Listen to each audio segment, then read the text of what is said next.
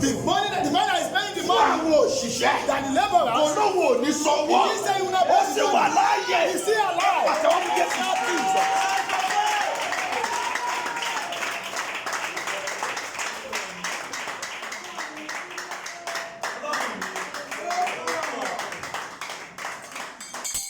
Níbi tó dé báyìí. As the stage he has gotten. Òṣìṣẹ́ ló fọwọ́ wọn sẹ́yìn. The laborers are the one delaying. Lẹ́yìn ìkejì ni wípé. The second one. Ìjọba ló ṣe òfin.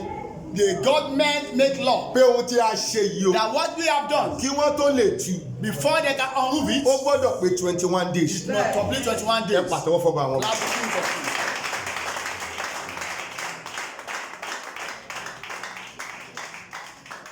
Mi ò ní béèrè owó lọ́wọ́ ẹnikẹ́ni. I won't ask anything from anybody. Ọ̀pọ̀lọpọ̀ ló ń bá mi sọ àwọn bàbá wa àwọn onínúure. People, they are the good lovers. Àwọn onínúure. The cheerful lovers. Láti ìlú òyìnbó. From abroad. Láti Amẹ́ríkà. From America. Láti UK. From UK. Láti Europe. From Europe. Láti Asia. From Asia. Bàbá ẹ̀dẹ̀ sólù àkáǹtì yìí sí. But that's go show out on your account. Àná Olúwa ò pàṣẹ fún I mi. said God has not commanded you Màmá to do kan that. pè mí ní ìjẹta. A mother called me Ó last ní kí ló ń tẹ̀ ṣe year. sólù àkáǹtì yìí. Why can't you go out on your Kí ló ń account? tí ẹ ò ṣe béèrè lọ́wọ́ Why àwọn can't èèyàn? you ask some Mo ní people? Ọlọ́run ò pàṣẹ fún mi. I said God has not Láti commanded you to do ìbẹ̀rẹ̀ that. ayé mi gan. From the beginning of my Mi kì í life, béèrè lọ́wọ́ I ẹnikẹ́ni. don't ask from Mi anybody. ń béèrè. I don't Mo máa ask. ń béèrè lọ́wọ́ Ọlọ́run. I ask from Èyí tó God. pe ìpè ní. The one of Ẹ God. pàtẹ́wọ́ fún ọba wọn. Ọlọ́run tó pe ìpè ló bá débi tá a wà yìí. The God that called the calling has done it to this level. Mi ò béèrè lọ́wọ́ ọmọ ìjọ. I didn't ask them the members. Mi ò ní kí ọmọ ìjọ lọ sáré kẹ̀kẹ́. I didn't tell them to run Kó lọ kọlu mọ́tò. in order to get Mi ò béèrè owó lọ́wọ́ ọmọ ìjọ I kankan. didn't tell anybody Láti kọ́ ilé Olúwa. I to be there. Bí ẹni mi ò ní béèrè. And I will never Ẹni ask. tó pe ìpè. The owner of the Òun lè calling ní máa béèrè lọ́wọ́ rẹ̀. Òun ló ní láti sá ilé. is the one that is free to sign it. Èmi kọ́ ni mo pe ọ̀rá mi. I am not the one that called myself. Ọlọ́run ló yàn mí. God has chosen me. Ẹni tó wá yàn mí. The person that has Òun chosen ló me máa sá eré àti kọ́bí. is going to want Etisalat to Ó pay dẹ̀ ń them. sá ń tòótọ́. And he's doing it truly. Ọ̀pọ̀lọpọ̀ ló ń pè mí. Majority is Ẹni calling tí mi me. ò tiẹ̀ mọ̀ rí. Unknown people. Á kọ́ pè mí ni. They will just call Á me. ní ẹ̀mí Olúwa ló sọ fún Said mi. the Holy Spirit told me Pé kò mọ̀ ra báyìí. that I should do this. Òun ra sìmẹ́ǹtì iye báyìí. You should buy this Ẹ̀mí cement. Olúwa sọ fóun. Holy Spirit Pé told me òun ní láti dá sí. that he must be a partaker. Àwọn èèyàn dá sí. People are Tó partakers. bá gbé mọ̀ bí ẹni. If you are Mo God, máa wà disappointed I will be lónìí. disappointed Ṣùgbọ́n tó today. gbé mọ̀ bí Ọlọ́run. Because I got Bí God, mi ò ṣe wà disappointed. I am not disappointed. Pàtẹ́wọ́ fún Jésù. Clap to Jesus.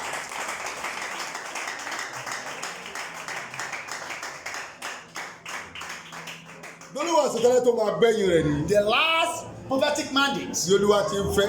as God Tí loveth agbára rẹ̀ wà pẹ̀lú. and his power Gbogbo liveth, ẹ̀yin ènìyàn Ọlọ́run. you people of God, Títọ́jú yìí máa fi parí. till the year Bí this year òfò ṣe ń ṣẹlẹ̀ ní àwùjọ àwọn ọ̀tá. as we have so good things in the midst of the Bí enemy, wàhálà ṣe ń ṣẹlẹ̀ láwùjọ àwọn ọ̀tá. as we have trouble in the midst of enemy, Ìfòrú ẹ̀mí bó ti ń ṣẹlẹ̀ láwùjọ àwọn ọ̀tá. waste of life is Gbogbo happening. ẹ̀yin èèyàn Ọlọ́run tí ẹ̀ ń tẹ́tí jọ You mi. people over there, you are listening attentively. Bí ìdààmú ti ń ṣẹlẹ̀ láwùjọ àwọn ọ̀tá. Tribulation in the assembly of the Àmì enemy. méje ni mo fẹ́ kó o ṣe o. 7 amen.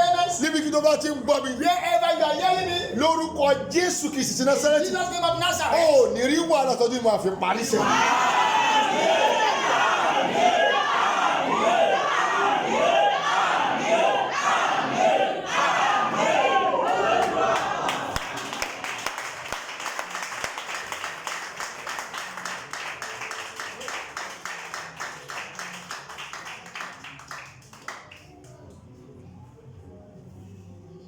Ìtòyé pé mo kọ orin yẹn nìyẹn.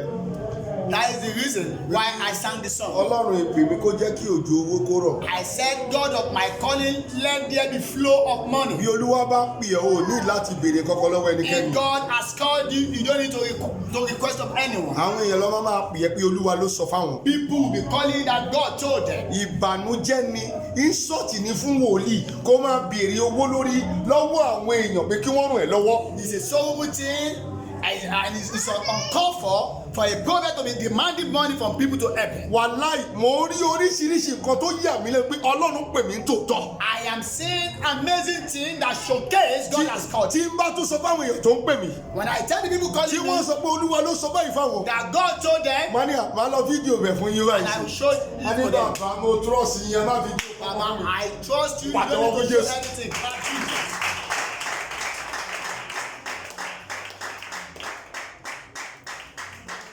Amen. Amen.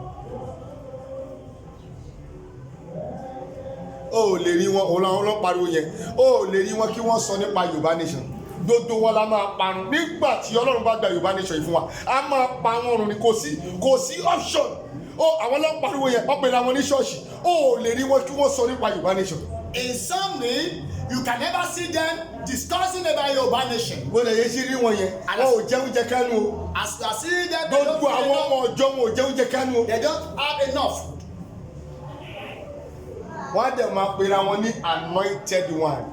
They call themselves ẹni àmì òróró. Olúwa rán mi sí bíbá kíákíá. That the person that God sent me. Bó bá wà ń bẹ máa ṣí àkíákíá. If you are here, continue to share. Olúwa rán mi kí n lè tú àṣírí wọn síta. God has sent me to reveal their Kì í dẹ́ ń ṣí èdè mo ti ń tú àṣírí dodo wọn This is síta. not the first time I'm revealing their Kò secret. sóhun tí wọ́n lè ṣe fún mi. There is nothing they can do for me. Wàláì kò sí wọ́n kéré sí nọ́mbà wa. They are no beyond. Wọ́n kéré sí nọ́mbà wa. Wọ́n kéré sí nọ́mbà wa. Àwọn ọmọdé wò ní kéré. Pàtẹ́wọ́ fún Jésù ọmọ yẹn ti kọ́ mi. We have found the song.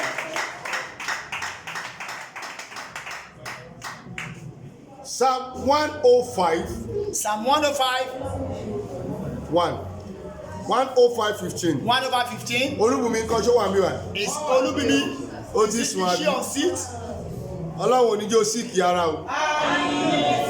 Ọlọ́run ò ní jẹ́ ó síkì ẹ̀mí o. Lórúkọ Jésù ò ní síkì ara o. Lórúkọ Jésù ò sì ní síkì ẹ̀mí. Iṣẹ́ tó o bá ń ṣe kó tètè dìde láti ṣe. Ó bẹ́tà kó kú síwájú Olúwa gbé kó kú síwájú àwọn last man lọ.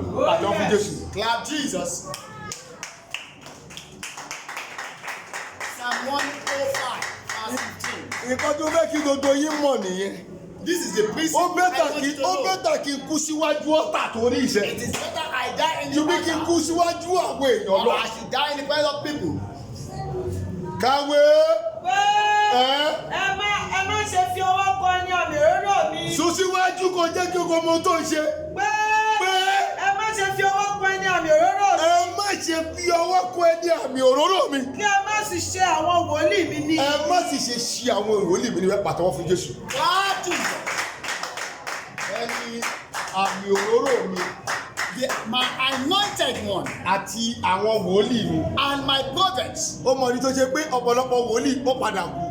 Do you know reason why some prophets died? Wọ́n dẹ̀ ń pera wọn ní wòlíì. They call themselves Wọ́n kì í prophets. ṣe ẹni àmì òróró Ọlọ́run mọ́. They are not anointed man of God Bẹ́ẹ̀ náà ni again. wọ́n kì í ṣe wòlíì wọn. And they are not the prophet of God. Ọ̀pọ̀lọpọ̀ wòlíì ló wà lọ́wọ́lọ́wọ́ báyìí. We have numbers of prophets. Tí wọ́n ń ṣiṣẹ́ lọ́wọ́lọ́wọ́ báyìí. They are working right now. Tí wọ́n lérò wípé ẹni àmì òróró Olúwa ni wọ́n. And you think they are anointed for God. Tí wọ́n sì lérò pé wòlíì Ọlọ́run ni wọ́n. And you think they are prophets of God. Ṣùgbọ́n wọn kì í ṣe wòlíì Ọlọ́run. But they are not. Nǹkan tí ikú fi pa wọ́n nìyẹn. And that is why they are Òun ni mo yẹ sọ pé solid. àwọn ò ní fi ẹni tí Ọlọ́run ò fi bú ká fi bú náà. We are not going to rebuke the person God has not rebuked. Tó pé ìwé Psalm 105 ti sọ fún ọ wípé Psalm 105 a says, ò gbọ́dọ̀ ṣe wọ́n ní ibi. don't do them A harm. ò sì gbọ́dọ̀ fọwọ́ kàn wọ́n. Don't touch them. Sóní ẹ̀ bá ò gbọ́dọ̀ ẹni tí Ọlọ́run ò fi bú. Anyone God has A not ò rebuked, gbọ́dọ̀ fi bú. we must not rebuke Lójú them. àwọn tó ní tá a fi ń bú. Those one we are rebuking. Àwọn bí Adébóyè. Adeboye, Àwọn bí Olúkọ̀yà. Olúkọ̀yà, Àwọn bí Pastor Chris. Pastor Chris, Àwọn bí Kúmúyì. Gomoyi, Àwọn bí Matthew ọmọ Aṣímọlọ́wẹ̀. Matthew Ashimalowo. Ọlọ́run ti fi wọ́n bú. God has rebuked them. Olóṣè pé a fi wọ́n bú. That is why we are rebuking them. Kò sẹ́ni tó lè fi ẹni tí Ọlọ́run ò fi bú tó fi bú.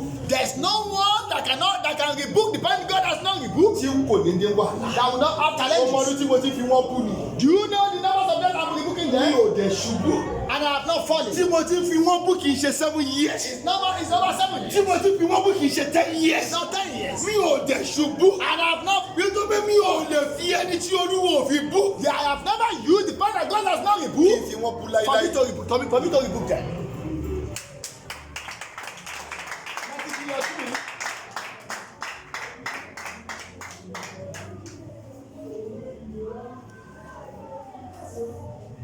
First Chronicle Olúbùnmi 16:22. First Chronicles 16:22. First Chronicle First 16:22. Chronicles 16:22. Ibi méjì tó wà nínú Bíbélì nìyẹn. That is the two places it is in Kò the sí Bible. níbi mẹ́ta ibi méjì tọ́rọ̀ yẹn wà nínú Bíbélì That nìyẹn. is the two places where the First statement Chronicle showcase. 16:22. 1 Chronicles 16:22. olórí burúkú àwọn wòlíì tí wọ́n parọ́ fún ẹ yẹn. Unfortunate prophet that is lying tí to wọ́n bá máa parọ́ fún ẹ tán. where after they have finished their life, ibi tó bá fẹ́ fọ̀ wọ́n ni wọ́n kàn ní bíbélì they o. will read where it will favor them. ṣé o mọ̀ pé ní ìgbà kan Do you know wọ́n sometimes ní kí ló fẹ́ máa fi Old Testament ṣe. that are you going to work with us? sọ nítorí pé ibi ìbàyí favour wọn. But because this place favor them, gbogbo ìgbà ni wọ́n máa ń kà. they read it all the time. ibi tó bá favour àwọn wòlíì olóṣì yẹn. Where it favor the fake, the unfortunate ibẹ̀ lọ́ prophets, kà ní bíbélì. that is where they read in the Bible. mo wá béèrè lọ́wọ́ wọn nínú ọdún náà. I asked them that mo ní year, ṣe ó possible ni. is it possible kí a yọ Old Testament kúrò. to remove the Old Testament kúrò láàrin New Testament. from the New ṣé Testament? bíbélì máa pẹ́ ni. Can the Bible complete? wọ́n ti gbàgbé pé àwọn ti sọ̀rọ̀ òdì sí Old Testament. They are forgotten, they are speaking a negative word wọ́n ní to Old Jésù Testament. ti wá ó ti pa gbogbo ẹ̀rún. That Jesus Christ has ṣùgbọ́n come ibi to tí mò ń condemn. kà yìí But where I am reading, kò sí nínú New Testament o. it's not in the New Testament. ibi méjì ló wà nínú bíbélì. It is in ibi places. tó jẹ́ wà nínú bíbélì. In the places it Old is, Testament it's Old Testament. ibẹ̀dẹ̀ lọ capitalize nínú. And they capitalize ẹ them. kàwé ẹ̀yin ìyá. wípé wípé ẹ má ṣe fi ọwọ́ pẹ́ ní òró mi. má fi owó kẹ́ni ọ̀bì òróró ẹ má mi. sì ṣe àwọn wòlíì mi ní ibi. má ṣe àwọn wòlíì mi níbi. ṣé èèyàn lè ya wèrè kó má ṣàǹfọ̀tì. pàtẹ́wọ́ fún Jésù. Can one be a lunatic and you not slap the person? ọkùnrin kan wà a máa ń pè ní Reverend King nínú ọdún náà. There was a man, we call him Reverend King. nínú àwọn wòlíì tó láwọn ṣiṣẹ́ ìyanu ni. Is among the prophets that perform miracles. ṣé ní ìjọ tó na ọmọ ìjọ ẹ̀ tó jó ṣé kàn ò gbé kéṣì ẹ̀dẹ̀ wọn. The day he beat his member and consumed the person with fire, bí he was taken to wòlíì the bá prison. ti ń ṣe bí wèrè a máa ṣe ní ibi. If a prophet is behaving like a lunatic person, bí we are going ẹni to behave àgbẹ̀ like ní a person. ìfàmì òróró Ọlọ́run. If an anointed person tá a bá ti rí bó ti kú ọ̀la abẹ́ ohun tí Ọlọ́run fi lé lọ́wọ́. that is beyond what God has given to a him, máa nà játijàti we ni. are going to be the master. pàṣẹ wá fún Jésù. Clap Jesus. má jẹ́ kí wọ́n tún ẹ jẹ́. Don't let them deceive you. lójú àwọn tó rí yìí. These people you are seeing, wọ́n kì í ṣe ní àmọ̀róró Olúwa they mọ́. are not anointed. wọ́n ti kọsẹ̀. They are failed. lórí ohun tí Olúwa gbélé wọn lọ́wọ́. What God has given to them. nítorí ẹ̀ la ṣe fi wọ́n bú. That is why we are rebuking them. we will never silence How ní dákẹ́? on what we know that this is not truth. Lórí ohun tí ò ń ṣe òótọ́. whatever that it is truth. Ohun tó bá ti jẹ́ òótọ́. tún ní sálẹ̀tì lórí We ẹ̀. are not going to be a silent. máa sọ ni. We continue jẹ́ saying, kó jẹ́ ìṣe rẹ̀. let it be your doing.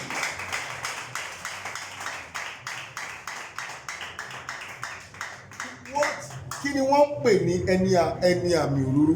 What is the meaning of the anointed one? mo fẹ́ jẹ́ kó o mọ̀ dáadáa. I want you to know that enough of deceive.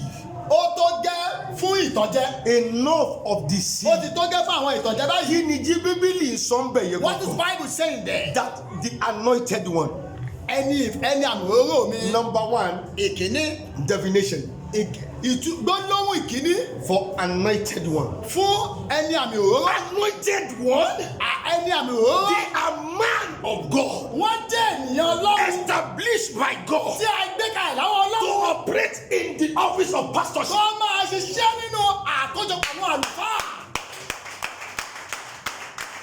ọmọ yẹn ti ń sùn lẹ́yìn. That guy is sleeping. èèyàn kan wò mí ó ti ń sùn. Somebody is sleeping.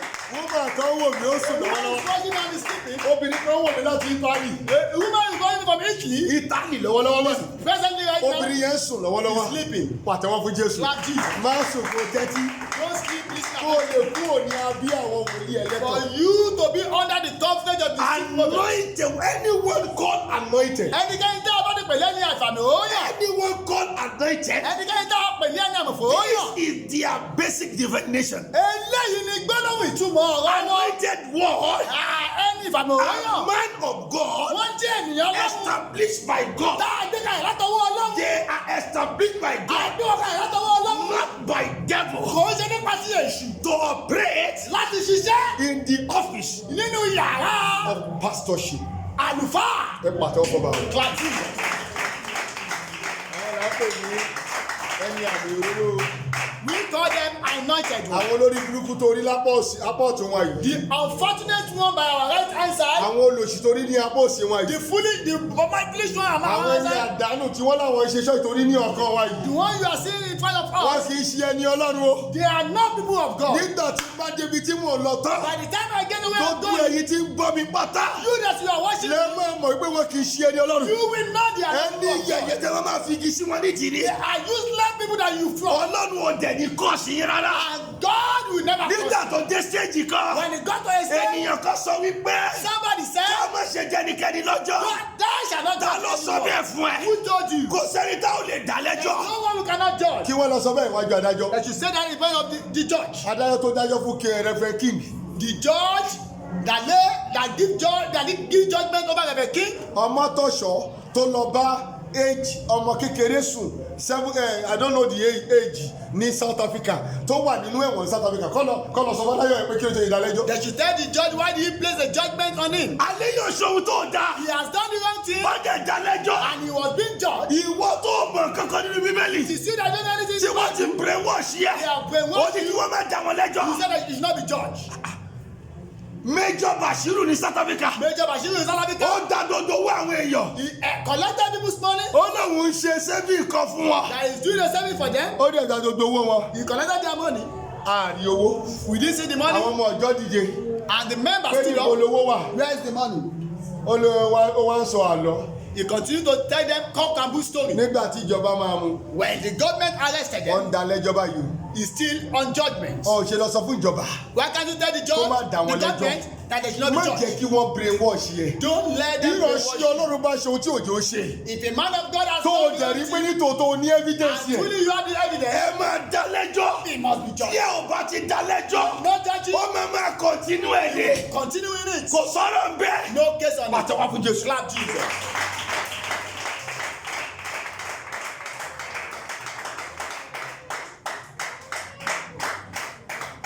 Amen. Amen. Láti kẹ́ ń ṣe ọ̀dẹ̀. When you are not a moron, Kọ́ lọ bá àwọn tó dá wọn lẹ́jọ́ kọ́ lọ máa pé kí ló yọ dá wọn lẹ́jọ́. and they should go and meet those people that judge them. Another definition Èyí tó tún jẹ́ gbólóhùn for kejì anointed one. fún ẹni àmì òóyàn. Anointed one. Ẹni àmì òóyàn. Someone. Wọ́n jẹ́ ènìyàn. This is Ó someone. jẹ́ ènìyàn. Someone. Ènìyàn kan. God by God. Tí Ọlọ́run pè To do láti ṣe The will ìfẹ́ of God people. ìfẹ́ tí Ọlọ́run To do láti ṣe the will ìfẹ́ of God people. tí tàwọn ènìyàn Wọ́n Ọlọ́run. fún Jésù. Clap Jesus.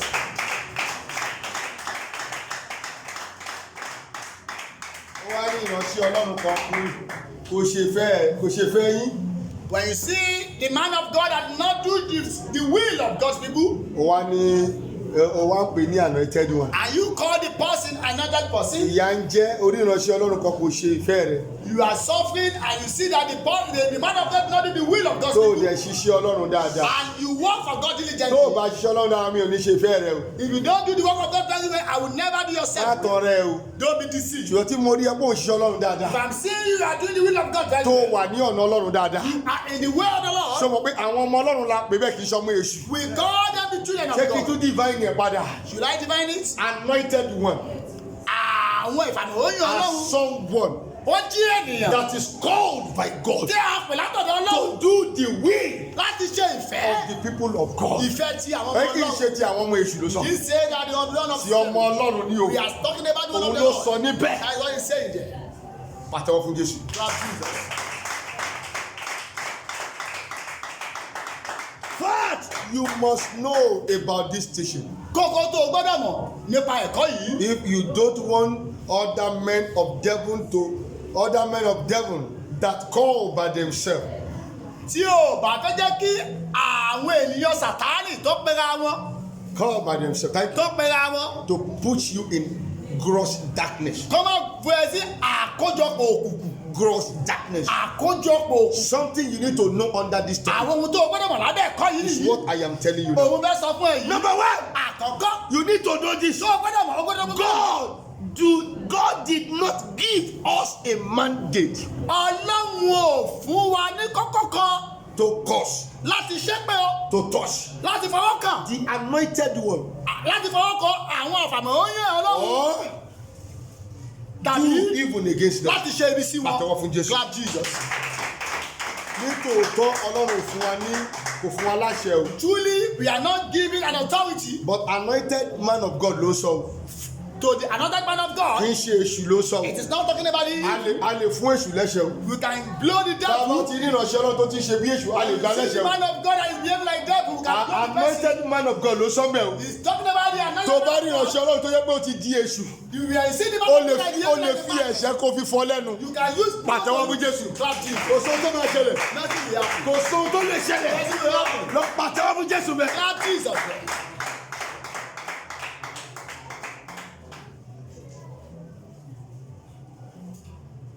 Under number 1, Lábẹ́ ẹ̀kọ́ I kìíní. must prove this word for everyone Mo very well. gbọ́dọ̀ fẹ́ léyìn wọ̀ fún yín dáadáa kẹ́rin. Because Nítorí wípé Many Christians of these days, ọ̀pọ̀lọpọ̀ onígbàgbọ́ they have been brainwashed àti yí ohun ọlọ́pọ̀lọ́ padà by these verses. nípa ẹsẹ̀ àkọ́rí Ó ọ̀rọ̀ yẹ máa ní yìí. láti prove ẹ̀ dáadáa. And I need to prove it. Irú ọ̀pọ̀lọpọ̀ àwọn tó pera wọn ní ọmọ Ọlọ́run Majority of them ní àwọn ìránṣẹ́ Ọlọ́run òkùnkùn.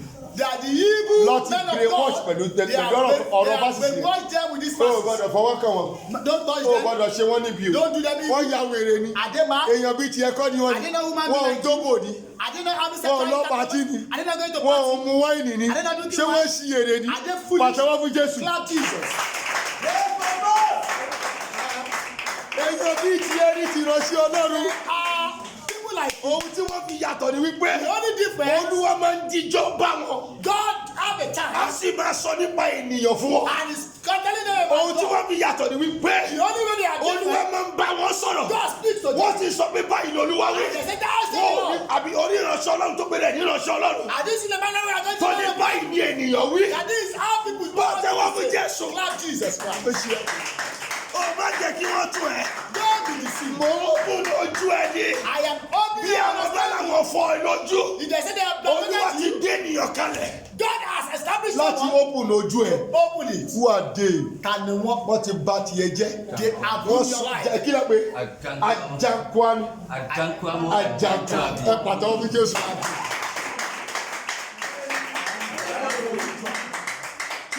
Tí ọ̀rọ̀ bá dojú ẹ̀ pátápátá. And get to that stage. Tí Mósè Olúbùyí bá pariwo jáde. And when Moses Olubi shouted Tí flat, ọ̀rọ̀ bá padà dojú ẹ̀. when he get to the Tí stage, Mósè Olúbùyí bá pariwo. Moses Olubi A ní said, ajankwani. Ajankwami. Ajankwani. Ẹ Ajankwami. pàtẹ́wọ́ fún Jésù. Clap Jesus.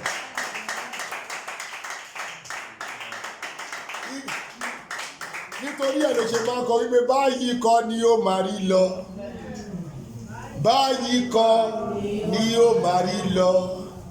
Gbogbo ogun tí a ò dá mi mọ́. Gbogbo ogun tí a ò dá mọ́ mi. Lórúkọ Jésù ni wọ́n kọ́ sọ̀yà wípé báyìí kọ́ ni ó. Kò lè kọ́ntínú báyìí. It cannot continue like Wọ́n this. lè má tì í sínú ogun. You will not be put into Kí a sáílẹ̀tì láíláyé. silence. Kì í ṣe pé káwọn èèyàn lè mọ̀ mi mo ṣe sọ̀rọ̀. I am not speaking that people should know me. Ṣùgbọ́n Ọlọ́run rán mi kí n lè sọ ni.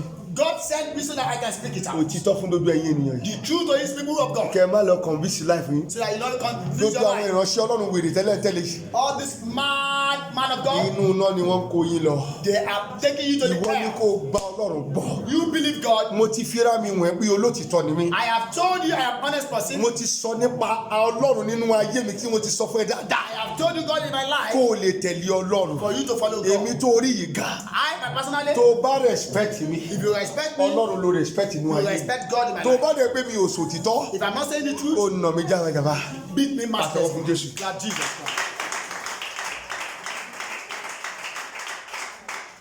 Number 2. Ẹlẹ́ẹ̀kejì, Anyone ẹnikẹ́ni that is anointed tá a fi àmì òóyàn will never kò ní ṣe, be a part kò ní jẹ́ of láti the Nigeria system nínú government. ìjọba Nàìjíríà. We are talking about Nigeria À ń sọ nípa orílẹ̀-èdè Nàìjíríà. because we are Nigerians. Torí pé ajọ́mọ I Nàìjíríà. am not America. Mi ò ń ṣe ọmọ ilé I am Amẹ́ríkà. Nigeria. Ọmọ Nàìjíríà ní Any anointed man of God ẹnikẹ́ni tá a bá ti pè ní that is a real anointed man tó of jẹ́ God lóòótọ́ jẹ́ ní will àkókò never Ọlọ́run. not be a kò part ní bá wọn jẹ́ alábàápín. of Nigeria system of government. nínú ìjọba Nàìjíríà A yìí. máa jẹ́ kí wọ́n máa ṣe tiwọn. they will be doing their own Òun á sì máa ṣe ti Ọlọ́run. and he will be doing God's Bí own. wọ́n bá ti lòdì sí Ọlọ́run, if they are gone against God, a máa fáyà wọn. he will fire them. Báwo ṣe ń fáyà wọn? The way we fire Ó them. mọ̀ ní tí mo ṣe lè fáyà wọn mọ́. do you know why they cannot Nítorí fire wọ́n them? ti bá gọ́ọ̀mẹ̀ntì jẹ́. they have dined with the Wọ́n ti government. dowó lọ́wọ́ they gọ́ọ̀mẹ̀ntì. have collected money from them. Ilé ìsìn wọn tí wọ́n kọ́. they are joining a group. Gọ́ọ̀mẹ̀ntì ló bá wọn kọ́. God build it for them. gọ́ọ̀mẹ̀ntì ò bá mi kọ́ ilé sí o. God did not help me to build olúwa it. ọ̀rọ̀ wa ń jẹ́ ká kọ́ ilé sí. God did not send me to build the house of God. máa bí lọ́sàn bí rásàtì nìyà. olúwa ọ̀rọ̀ wa ń ṣe. God did not send ó us. lè pè wá ń tó tọ́. He has called us to live. ìwọ ló mọ léèsì tó ń kọ́ It kiri. is you that know the churches we are building. nígbà téèyàn kan dé. When somebody tó came, lóun ní 40,000 branch. that he has 40,000 branches. ìsìn àbúrọ̀dà In nàìjíríà. the border tó Nigeria, ìgbé nǹkan mi ti wà ń bẹ́ẹ̀. something has happened. olúwa ọ̀rọ̀ wa ń ṣe o. God has not sent Ohun them tó to bá listen. ti kọ́, Whatever you have built, òun ni kò yà tó tágbára bá ti ṣe. what your Níbi tó power ti is wà wà able kó to wà do. kiri. Where you are sitting for Òun ló fi lọ God, bá rẹ lẹ́nu gọ́ọ̀mẹ̀ntì. you see yourself in Kò dẹ̀ God. sẹ́ni tó tẹ̀lé gọ́ọ̀mẹ̀ntì Nàìjíríà And there's no one that follow government and tí Nigerian kò ní government parọ́ láéláé. that will never lie. Gbogbo ìránṣẹ́ Ọlọ́run pátá All men of God tí ó ń tẹ̀lé gọ́ọ̀mẹ̀ntì Nàìjíríà that follow Nigerian government tàbí tí gọ́ọ̀mẹ̀ntì Nàìjíríà wá sínú ṣọ́ọ̀ṣì or Nigerian government is coming to his church, ṣíàmánu ni either chairman, local government councillor ni councillor, senator ni senator, tí wọ́n wá sínú ṣọ́ọ̀ṣì yẹn. coming to your wọ́n church, ti di ara wọn nìyẹn o. they have become Wọn ò members. ní lè sọ òtítọ́ They ọ̀rọ̀. will not be able to speak. Ṣẹ́ni tó ń sọ 20 million fún wọn lóṣooṣù Depend on spending 20 million naira gẹ́gẹ́ bí táìtì as tithe, àti offering as ṣé offering. wọ́n lè sọ òtítọ́ ọ̀rọ̀ fún wọn? Can they say the truth? Òun làwa ń sọ náà. That is what we are Tọ́ni saying. ká mórí wá.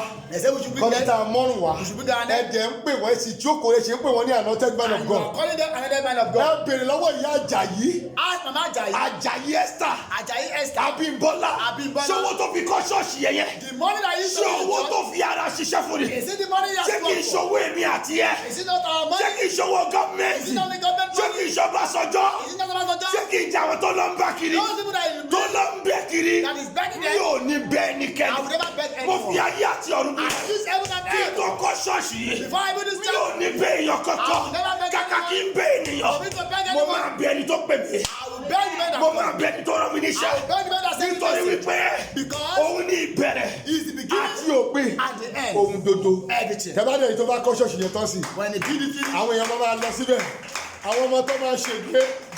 the wayward child, Àwọn tí wọ́n fẹ́ ṣègbé. the perished one, Wọ́n máa lọ sí ṣọ́ọ̀ṣì they will yẹn. go to that Nítorí church pé wọ́n rí pé ó kọ bí Mẹ́kà. because a building Ẹ like bèrè lọ́wọ́ ẹ̀ pé ask, ṣó lè jáde. can he ṣé show up? oògùn ẹ̀ ló fi kọ́ ṣọ́ọ̀ṣì See yẹn. our sweat? ṣé kò sówó gọ́ọ̀mẹ̀ntì bẹ́ẹ̀. Is there no government money ṣé kò there? sí owó àwọn apààyàn bẹ́ẹ̀. It's not there higher killer money there. Oògùn mi ni mo fi kọ́ bí tí mo wà yìí. I use my sweat to build this Pàṣẹwọ́ place. fún ọba àwọn ọba. Clap the kingdom. Tá a bá ń sunkún kó máa rí ọ. When we are Orí crying, ọ àbí Olúbùnmi kan ni. bẹ́ẹ̀ ni màmá olúbùnmi Olúbùnmi kan ni. àwọn Mi ò rí àbí. Àbí alákòóso kan ni. àwọn ni Alákòóso kan ni. bàbá alákòóso Òkè tí n bá dẹ̀ gẹ̀ẹ́tì ẹ̀ kápítẹ́lẹ̀ kẹta. Olúbùnmi kan ni. Kí kọ́ ni? Òpàntí kọ́ ni. Òkè bí àwọn ìṣèlú sẹ́kì. Ọmọ bọ́lá ọ̀kọ́ ni mo mú dání. Òkè bí àmì òdì ẹ̀mọ́ tó sì pọ̀. Ṣèbí tó sì ní. Olúwa tó sì. ọmọ Odúwòrò.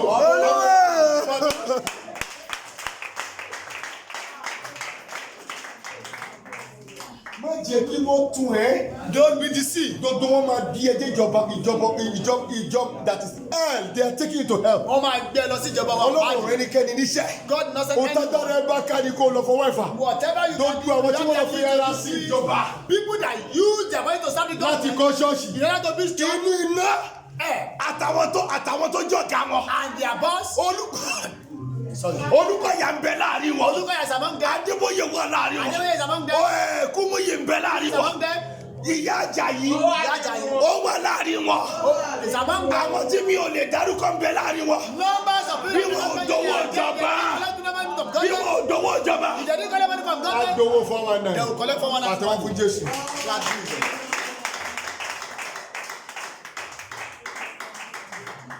Number 2. ẹlẹ́ẹ̀kejì. Under what you need to know. lábẹ́ ẹ̀kọ́ tó o gbọ́dọ̀ mọ̀. Under this topic. lábẹ́ ẹ̀kọ́ yìí. So that wọn ò ní bá tiẹ̀ jẹ́. for them not to win your Àwọn ẹni life. don't touch my anointed one. ẹ má ṣe fọ́kàn yẹn. Don't do them evil. ẹ má ṣe wọn. Tí kí wọn ò ní fi bá tiẹ̀ jẹ́. They will not win your O tó ní life. láti mọ̀ ẹlẹ́ẹ̀kejì ni. what you need to know second time. Anyone that called anointed ẹnikẹ́ni tá a bá ti pè ní must ìfàmìlóyàn. never be a part of Nigerian government. kò yẹ kó wà nínú àkóso ìjọba nàìjíríà. Because Nigerian government they are destiny killer.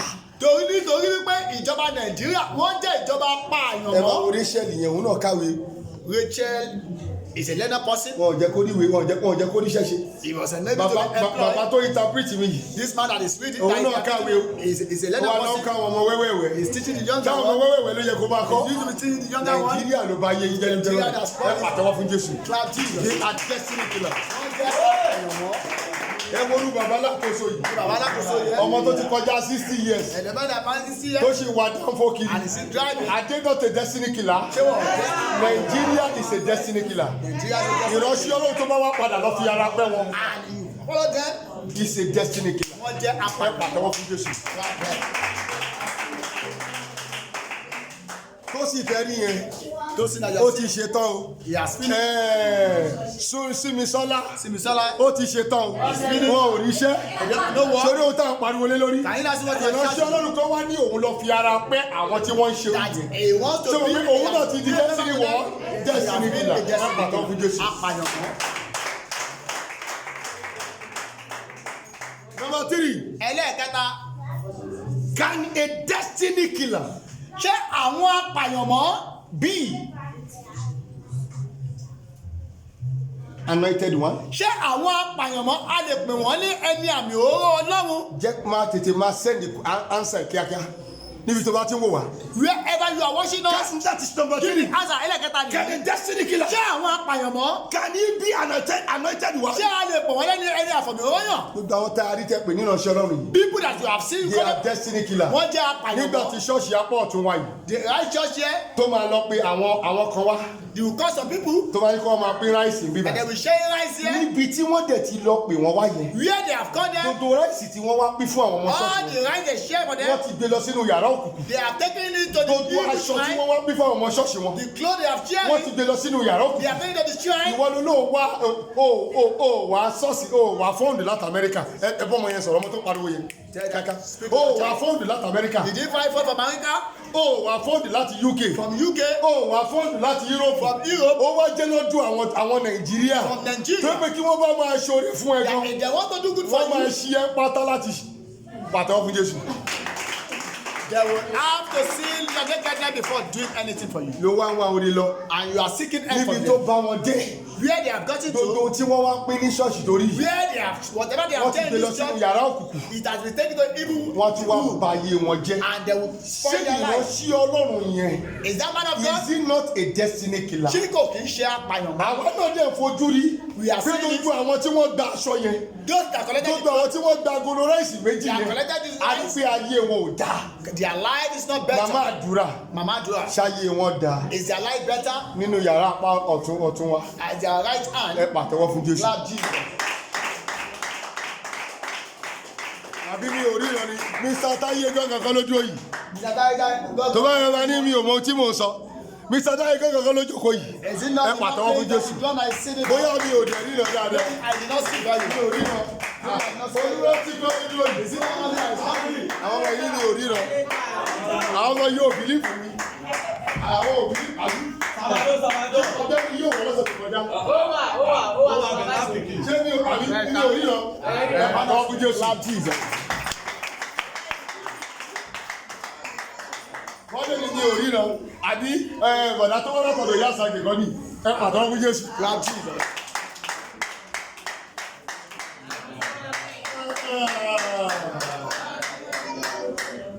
Number 5. Number 4. ẹlẹ́ẹ̀kẹrin Under this topic, lábẹ́ ẹ̀kọ́ yìí I want to round up in time. ìfẹ́ tán. Anyone chosen as anointed, ẹnikẹ́ni tá a bá ti yàn gẹ́gẹ́ bí ẹni àmì òróró anointed one, tá a pè ní ẹni àmì òróró mi will never be among kò ní wà ní kójọpọ̀ the people collecting money àwọn tí ń gba owó rìbá from the government. lọ́wọ́ ìjọba. Ṣé Adébóyè gbowó wọn? Adébóyè collected their Ẹ money. jẹ́ kó bọ́ ta kó fi Bíbélì búra. Let him come and use the Bible to swear. Pé òun ẹ jẹ́ ká gbàgbé Ògún. Let's forget about God of iron. Ó lè máa lóun ò lọ sí di Ògún. He may be saying that he don't want to go to the Ẹ God jẹ́ of kí iron. Adébóyè bọ́ ta. Let him come out. Tó lóun ò dowó That gọ́ọ̀mẹ̀ntì. he has not collected money from the Ẹ government. jẹ́ kí Olúkọ̀yà bọ́ ta. Olúkọ̀yà should come out. Tó lóun ò dowó That he gọ́ọ̀mẹ̀ntì. has not collected money from the Ẹ government. jẹ́ kí Kúmúyì bọ́ ta. Kúmúyì should come out. Ẹ jẹ́ kí wọ́n jáde síta. Let them come out. Tó láwọn ò dowó That he has not collected money from the gọ́ọ̀mẹ̀ntì. government. Anyone call anointed. Gbogbo ẹnikẹ́ni tó o bá ti pè ní fàmì òóyàn They can never. kò yẹ Wọn ò ní lọ dowó gọ́ọ̀mẹ̀ntì rárá. kó máa gba ìbá lọ́wọ́ Tó pé ìjọba. gọ́ọ̀mẹ̀ntì torí yẹn The government you're seeing, ọ̀tá Ọlọ́run ni. they are enemy of God. Clap Jesus. Ìgbà ìṣẹ́lẹ̀ ni wọ́n ti bẹ̀rẹ̀ mẹ́. Nígbà ayé Jésù. They started during the time of Jesus. Nígbà ayé Mósè.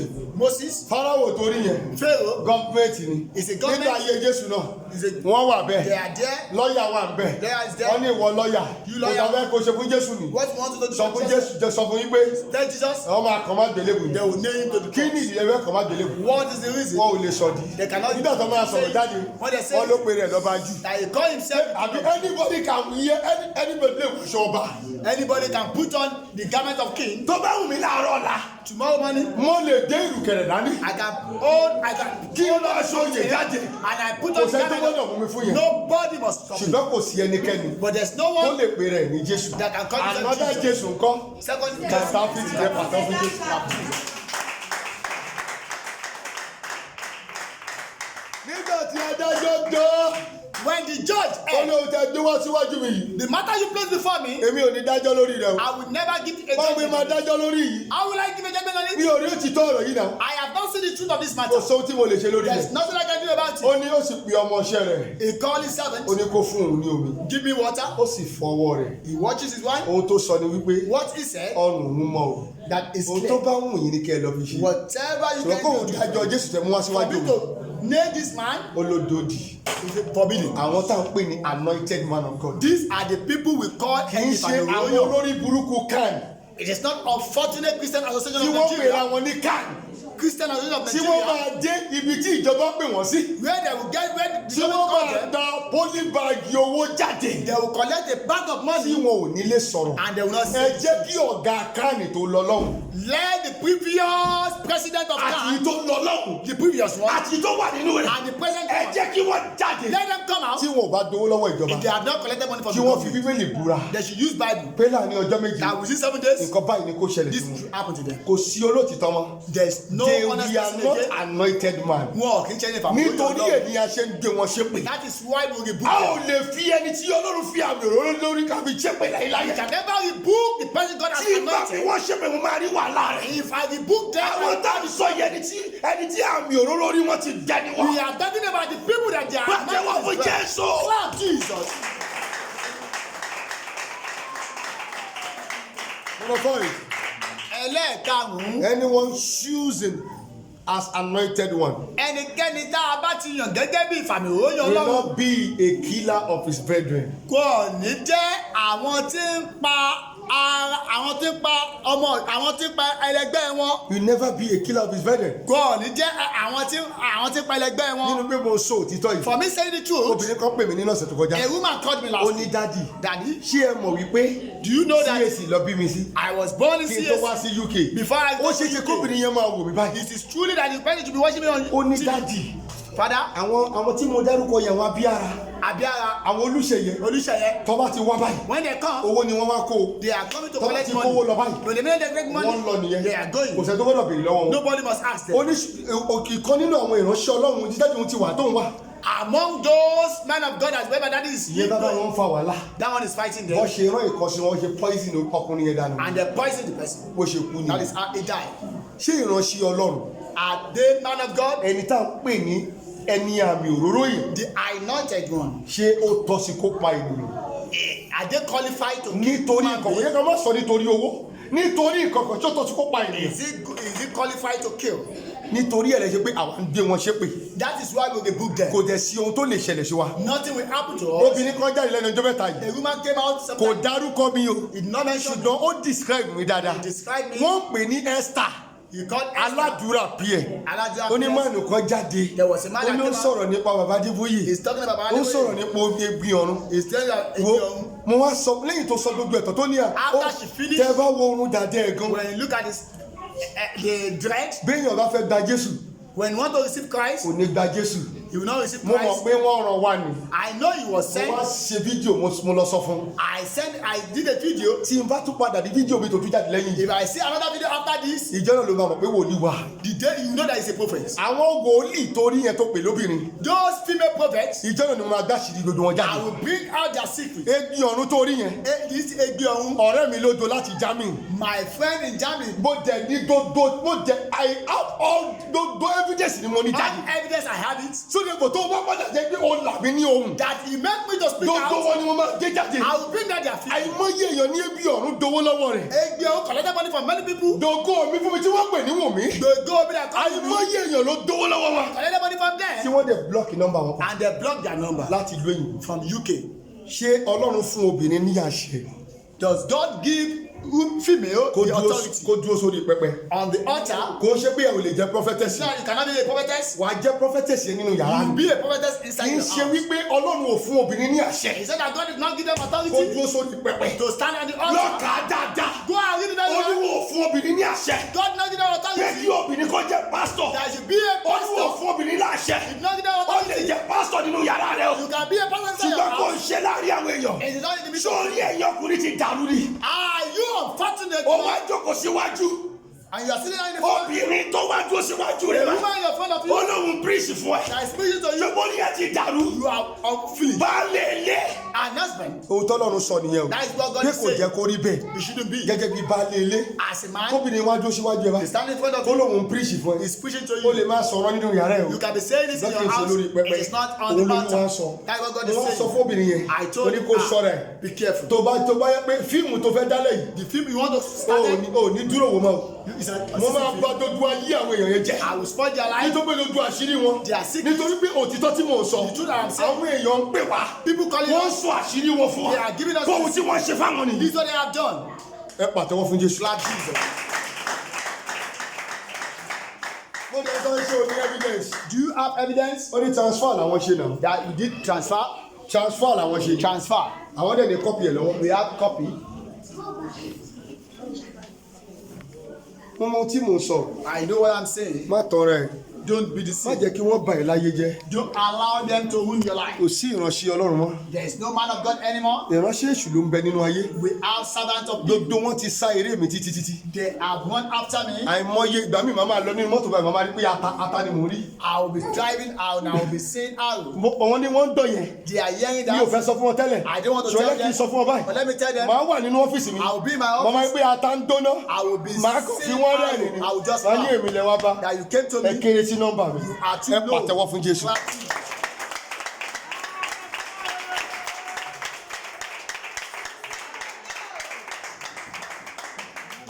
àìmọye mi láti dé bíṣọ̀ mi lọ. They have taken my picture to make lórí it. ohun tí Olúwa rán mi. On what God has sent me. èṣù kan ló rán mi o. It is not devil. ohun tí mo sọ fún ẹ ní pé What I am telling kí them. wọ́n lọ jáwọ́ They should go out. kúrò nínú ìwà yìí.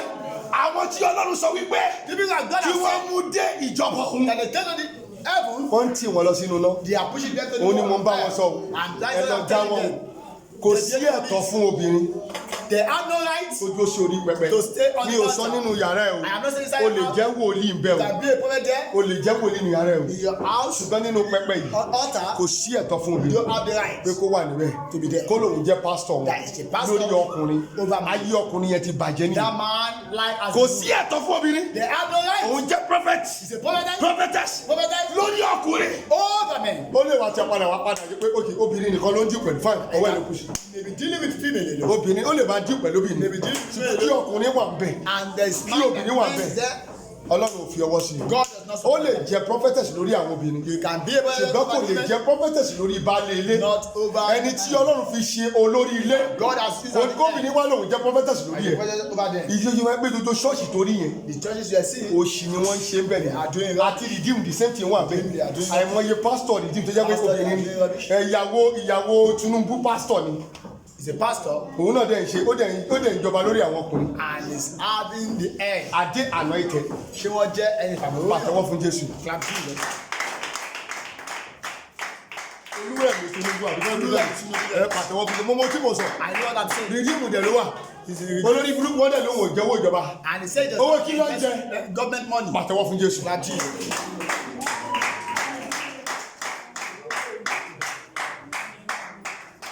Mi ò ní rọ́kọ̀ tí mò ń pa.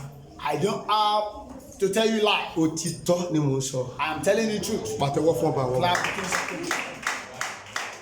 John 1 John 2:27 Olúbùnmi 1 John 2:27.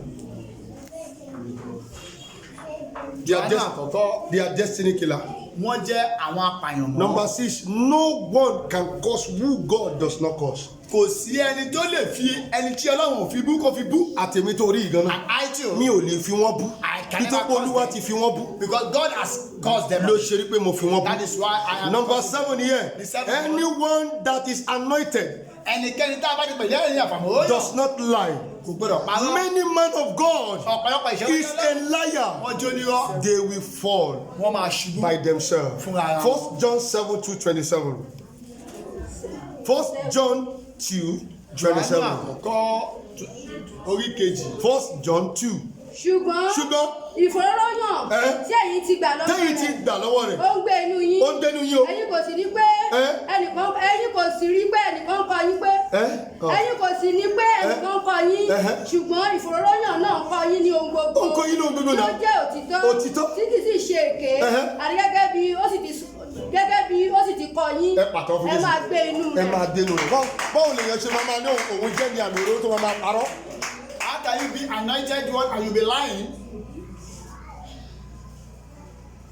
You can't lie.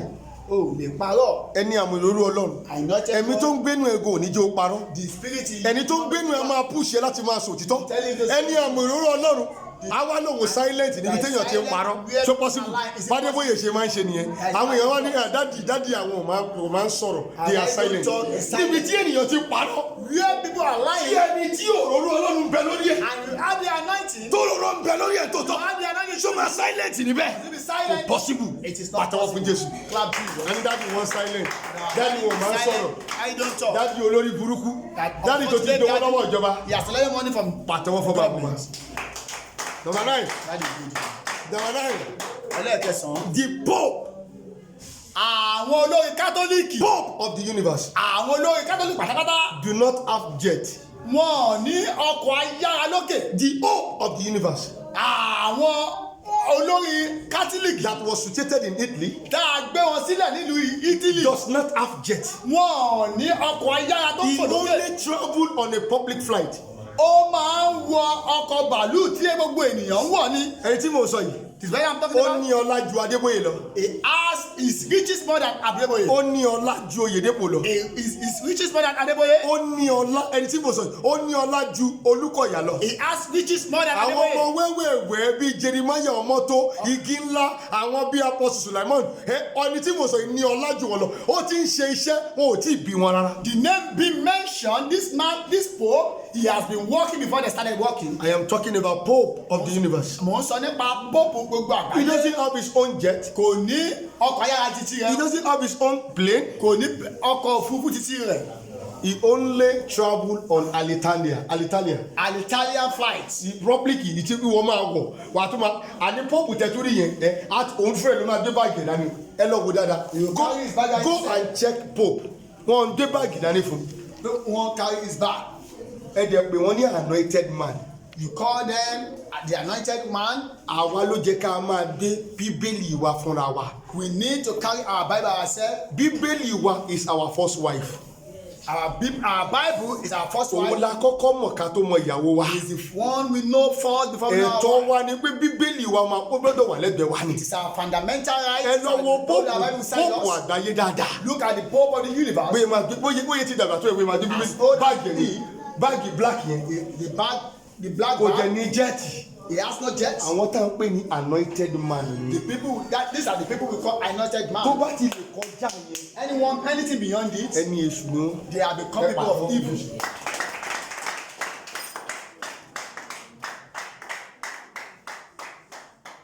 wọ́n fẹ́ fira wọn wọ̀n láwùjọ ni. They want to showcase themselves to the people. àwọn ni àwọn náà anointed fake kí ló ti pè miracle tí wọ́n ń ṣe kiri.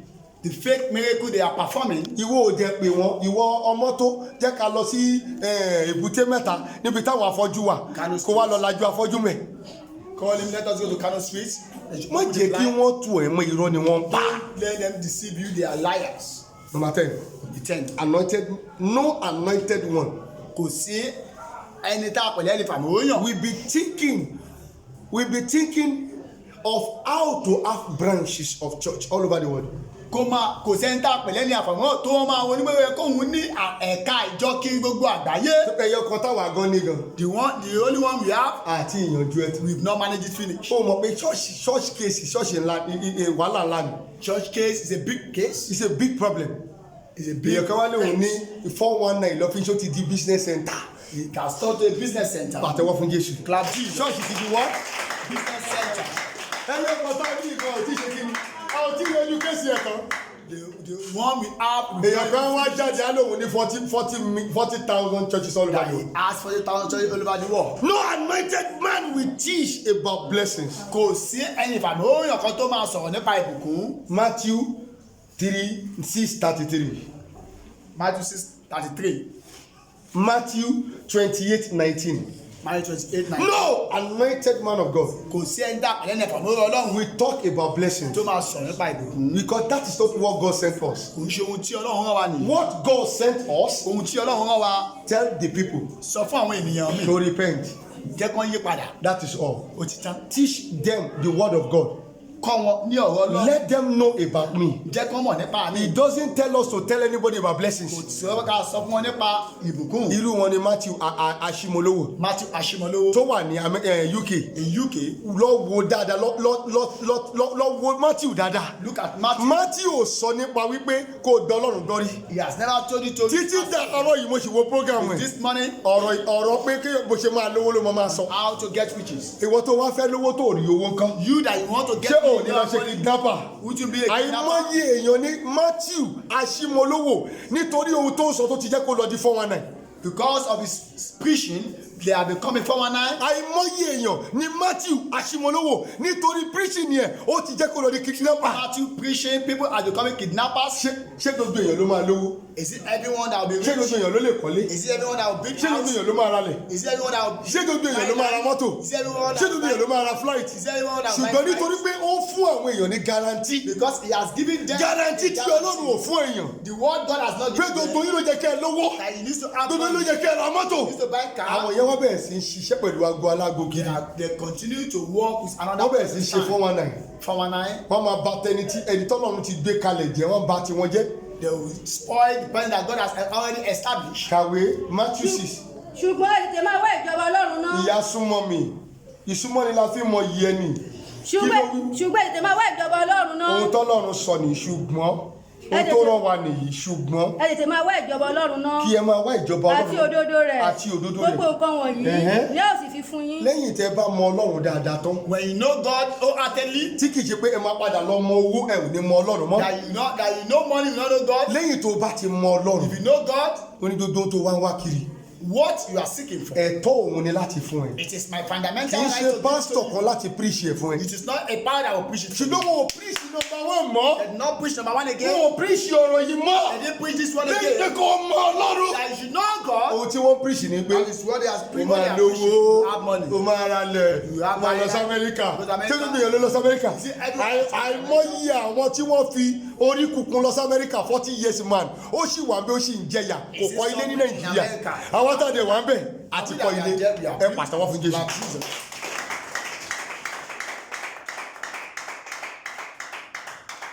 ṣé o tún máa kà á fún wọn. ṣùgbọ́n ẹ tètè máa wá ìjọba ọlọ́run náà. ohun tó rán wa nìyí. àti òdodo rẹ̀. àti òdodo rẹ̀. gbogbo nǹkan wọ̀nyí ni ó sì fi kún fún yín. ẹ pàtẹ́wọ́ fún Jésù. ìsàgé wájọba ọlọ́run. ẹ̀yin ọkùnrin a ní ọkùnrin ní ṣọ́ọ̀ṣì mi ò fún yín wàhálà pé kẹ́ ẹ wọ́wọ́ fún mi o. We have men in the church. ẹni tó pe èpè ló máa ṣe o. The owner of the calling. ṣùgbọ́n téèyàn bá wá ní owó yẹn tí ò fún mi. If you have the money you don't give me. ó kún ọlọ́run. It's left to the person. ojú yẹn lọ. mi ò lẹ́jọ́ sọ lórí ẹ̀. I won't say anything. ṣùgbọ́n mi ò rán yín pé kéèyàn lọ sáré mọ́tò kó láyé kẹ̀kẹ́. I will never send you to be running Etaskater. ẹ kó wá lọ máa kọlu mọ́tò. You should be running tọ́tún bá wà ní lọ́wọ́ ẹ. When you have it, tí ò fún mi. you don't give me. láti lè jẹ́ kí iṣẹ́ yìí kó yá. For the work to progress. ọwọ́ ẹ̀ ló kún sí. It's left to ó you. kún ẹ. Left to ó kún you. ọlọ́run. And God. at least ẹ̀yin ọkùnrin. You men. kékeré wa máa wo bí iṣẹ́ ṣe ń lọ. You be looking at how. kì í ṣe owó ni mo béèrè lọ́wọ́ yín. It is not money. ó jẹ́ kí ẹ lè ná ojú. You should be able to kẹ́ ẹ nọ́ra. spend your time. èyí tá your effort. a pè ní ẹ̀dà. You that we call others. níbo ni gbogbo yín wà. Where are you? ẹ wálé ọlọ́run láàárọ̀. You come in the morning. a ò ní í lálẹ́. You didn't see the a ò evening. ní í lọ́sàn-án. You didn't see that. èèyàn kan tiẹ̀ parọ́ fún mi lánàá. Someone lied Ó to di me ìjẹta báyìí. yesterday. 3 days ago. ó ní adájí òun ò yá. His father is sick. mo ń wòran ràn. I was sleeping ṣùgbọ́n mo at mọ̀ pé irọ́ ni ó pa. I know that it's like. ọ̀dọ̀ obìnrin ló lọ jókòó sí. He went to a. ṣùgbọ́n nígbà tí signation ẹ̀ bá máa jáde. When the signature comes màá out. jẹ́ kẹ́ ẹ gbọ́ dáadáa. I will let you know. signation ò ní pẹ́ jáde. The signature bí mo will mọ̀ be bọ́dọ̀ out. obìnrin ló wà. I know it's. èmi kì í sọ̀rọ̀ níwájú èèyàn kì í má sọ kí n sọ̀rọ̀ lẹ́yìn èèyàn. I won't say anything. ìránṣẹ́ ọlọ́run ni mo jẹ́. I am a man of ẹni God. tá a ta òró lé lórí. The anointed. òun ni mo jẹ́. I am the kó o tó drop irú ẹ̀ sílẹ̀. Before you drop it. ro dáadáa mo lè má sọ ọjọ́ yẹn o. I may not say that mo máa day. padà sọ tó bá yá. I will say it ẹ later. pàtàkó fún Jésù. Clap Jesus. kẹ́wé yẹ kí ló wí bẹ́ẹ̀. nítorí náà sọ́síwájú. nítorí náà nítorí náà ẹ lọ ẹ máa kọ orílẹ̀-èdè ta ló ń gbogbo. bá wí ta ló ń bá wí bẹ́ẹ̀ àwa ìránṣẹ́ ọlọ́run ni náà àwa ìránṣẹ́ ọlọ́run ni nítorí náà nítorí náà ẹ lọ ẹ máa kọ orílẹ̀-èdè gbogbo. ká lọ kọ́ gbogbo orílẹ̀-èdè gbogbo kí ẹ sì máa baptist ká máa wọn baptisi wọn ní orúkọ bàbá ní orúkọ ti bàbá àti ní ti ọmọ àti ti ọmọ àti ní ti àti ẹ̀mí ti ẹ̀mí mímọ́. òdìdọ́rọ́ ká lọ máa kọ́ ṣọ́ọ̀ṣì kiri náà. It is not mandatory we should be. bàbá mọ iye èèyàn tó máa wo fídíò yìí wọ́n lé ní 1 million. If you look at the people that watch videos. a lè jókòó síbi tá a wà yìí Maybe here. ká máa sọ̀rọ̀ yìí. Saying kí èèyàn 1 million máa wà nígbà and yìí. 1 million people. níbi tí mi ò mọ èèyàn sísẹ́. Where I don't even know people. níbi tí mi ò dé rí láyé. We are not going to. ìlú tí mi ò dọ́rí. Because I didn't àwọn hear. èèyàn pè mí láti People are calling from there. ọlọ́run ti mú gbogbo nǹkan ẹ̀rí sí. God has made it kò dìgbà easy. tí ìwọ ìránṣẹ́ ọlọ́run kó wá lọ́ máa di 419. You be doing it. nítorí mo jìnnà kó kọ́ ṣọ́ọ̀ṣì sí California, Because you want to be the Texas, Atlanta, New York, New York. Beckham, ìgbà kó wá di 419. ọlọ́run ò ní kó di 419. kó o tó kọ́ ṣọ́ọ̀ṣì ẹni tó pè ìgbé rẹ̀. The owner of the calling. ó mọ bó ṣe máa ṣe. He knows ẹ what pàtó to fún do. bàbá. Clap the king of kings. ó là ń bá wọn sọ náà ẹ jẹ́ a bá wọn sọ kí wọ́n má ṣe hùwà ìbàjẹ́ mọ́ o ẹ jẹ́ a bá wọn sọ.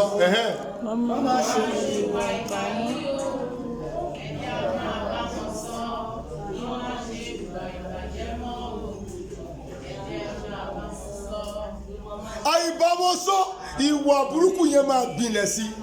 Without telling them, the evil will continue. a ní kẹ́ ẹ má sọ̀rọ̀ sábàlá àgbàlagbà wo ni wọn kì í sọ̀rọ̀ sí. It's not elders. nítorí bí ẹ ò sọ̀rọ̀ sí wọn nígbà tí wọ́n hùwà ìbàjẹ́ lẹ́sẹ̀ pé ìwà burúkú yẹn ṣe kí ni. Because you don't caution them. tọ́tẹ́ ẹ bá ṣe pé wọ́n bá máa ń ṣáyé fọ́tí ẹ bá ṣe wèrè ibi tí máa ń ṣe kí ni. ó máa sí tira ìṣẹ́ pàtàkì fún Jésù.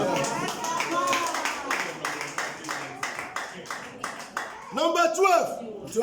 Unlike Ashimolowo in England. Bí ọ̀gbẹ́ni Aṣímọ́lọ́wọ́ nílùú England. He is not an anointed man. Kò ń ṣe ìfàmì He òóyàn. never speak of the kingdom of God. Kò sọ nípa ìjọba Ọlọ́run rí. He only speak of blessing. Ìbùkún ló máa ń tẹnumọ́. He only speak of blessing. Ìbùkún ló ń tẹnumọ́. Number 13 here. Number 13. Any anointed one Ẹni tí a pè ní ìfàmì òóyàn. never compromise Kò ń fi ìkan bọ̀ kan. with the message of God. Sí ọ̀rọ̀ Ọlọ́run. Nítorí ẹ̀ ló ṣe pé mi ò ń compromise rárá. I don't compromise. Bó ṣe sọ ní kí n sọ ni mo ṣe máa When he has sọ. spoken it. Ẹni tí ó rán mi lèmi ń bẹ̀rù. I fear the person that sent me. Ọlọ́run tó rán mi. God has sent Òun me. ni mo bẹ̀rù. I fear Mi ò him. ní bẹ̀rù tí mo máa I jẹ. didn't fear the person that will Mo deliver it. béèyàn bá rán mi níṣẹ́. If you send me Mo message, lè bẹ̀rù ẹni tó rán mi. I may fear Mo this. lè bẹ̀rù ẹni tí mo fẹ́ lọ jíṣẹ́ fún o. I may fear the person I want to deliver the message to. Kì í má bẹ̀rù ẹni tó rán mi níṣẹ́ I yẹn. may not fear the person that sent me. Ṣé pé wọ́n yàtọ̀ síra I wọn? you see the difference. Bí ènìyàn bá rán mi níṣẹ́. If somebody send me Mo message, lè bẹ̀rù ẹni tí ó rán mi níṣẹ́ sí. I may fear the person that was sent to. Yadiya hallelujah. Bàbá kìíní ní kì í sọ fún pé fat lánàá oko ẹni báyìí lẹ lọ dó kìíní báyìí lẹ lọ ṣe o jọ pé ìbádọ́dọ̀ yìí mi ò ní sọ bẹ́ẹ̀ wọn máa fi ọgbọ́n máa sọ dípò mi ò fẹ́ jẹ́ kẹ́ ẹ bínú ṣùgbọ́n tí Olúwa bá sọ bẹ́ẹ̀ fún mi bí mo ṣe máa deliver ìfún yín ní pàtó fún Jésù. If God sent me, I will deliver it all right. Number 14. Number 14. Why you see me cursing men of God? Ìdí tó obìnrin mi tí mo fi ń ṣépè fáwọn ìránṣẹ́ Ọlọ́run. It's because they have been cursed by God already. Torí pé Ọlọ́run ti fi wọ́n bú. Number 15. Number 15. Anointed one. Ẹni tá a pè ní fàmì òróyàn. Only walk in the way of God. Ó máa ń ṣiṣẹ́ ní ìlànà Ọlọ́run. Number 16. Number 16. Anointed one. Ẹni tá a pè ní fàmì We òróyàn. never find in the counsel of the wicked. A ní rí wọn ní àpéjọpọ̀ àwọn ìkà. Psalm 1:1-6. Ẹ ò lè rí àwọn tí àtàmì òróró lórí gangan tó pè ní ìránṣẹ́ Ọlọ́run. Ẹ ò lè rí wọn láàrin àwọn èèyàn burú. You can never see them among the scoffers. Wọ́n á lé o travel lọ sí Enugu, o dé Enugu, o lọ sọ́dọ̀ gómìnà Enugu. Ṣé gómìnà Enugu ẹnu ìyà tó ń jẹ àwọn ọmọ Enugu?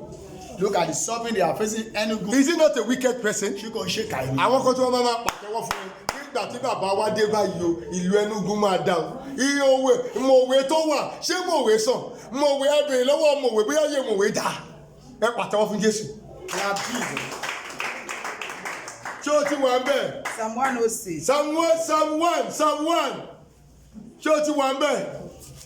Àwọn tá a fi òróró yàn gangan. láti wà ń bẹ̀. People Kí ló wí? anointed. ìbùkún ni fún ọkùnrin náà. Ìbùkún ní fún ọkùnrin náà. tí kò rìn ní ìmọ̀ àwọn ènìyàn búburú. tí kò dúró ní ọ̀nà àwọn ẹlẹ́ṣẹ̀. Òun ni mò ń sọ ìkíní nìyẹn. Ìbùkún léwu lè rí ẹni tá a fi òróró yàn. People anointed. Kó wà ní ìmọ̀ àwọn èèyàn búburú. That should be in the way of his comfort. Ìkejì ńkọ́?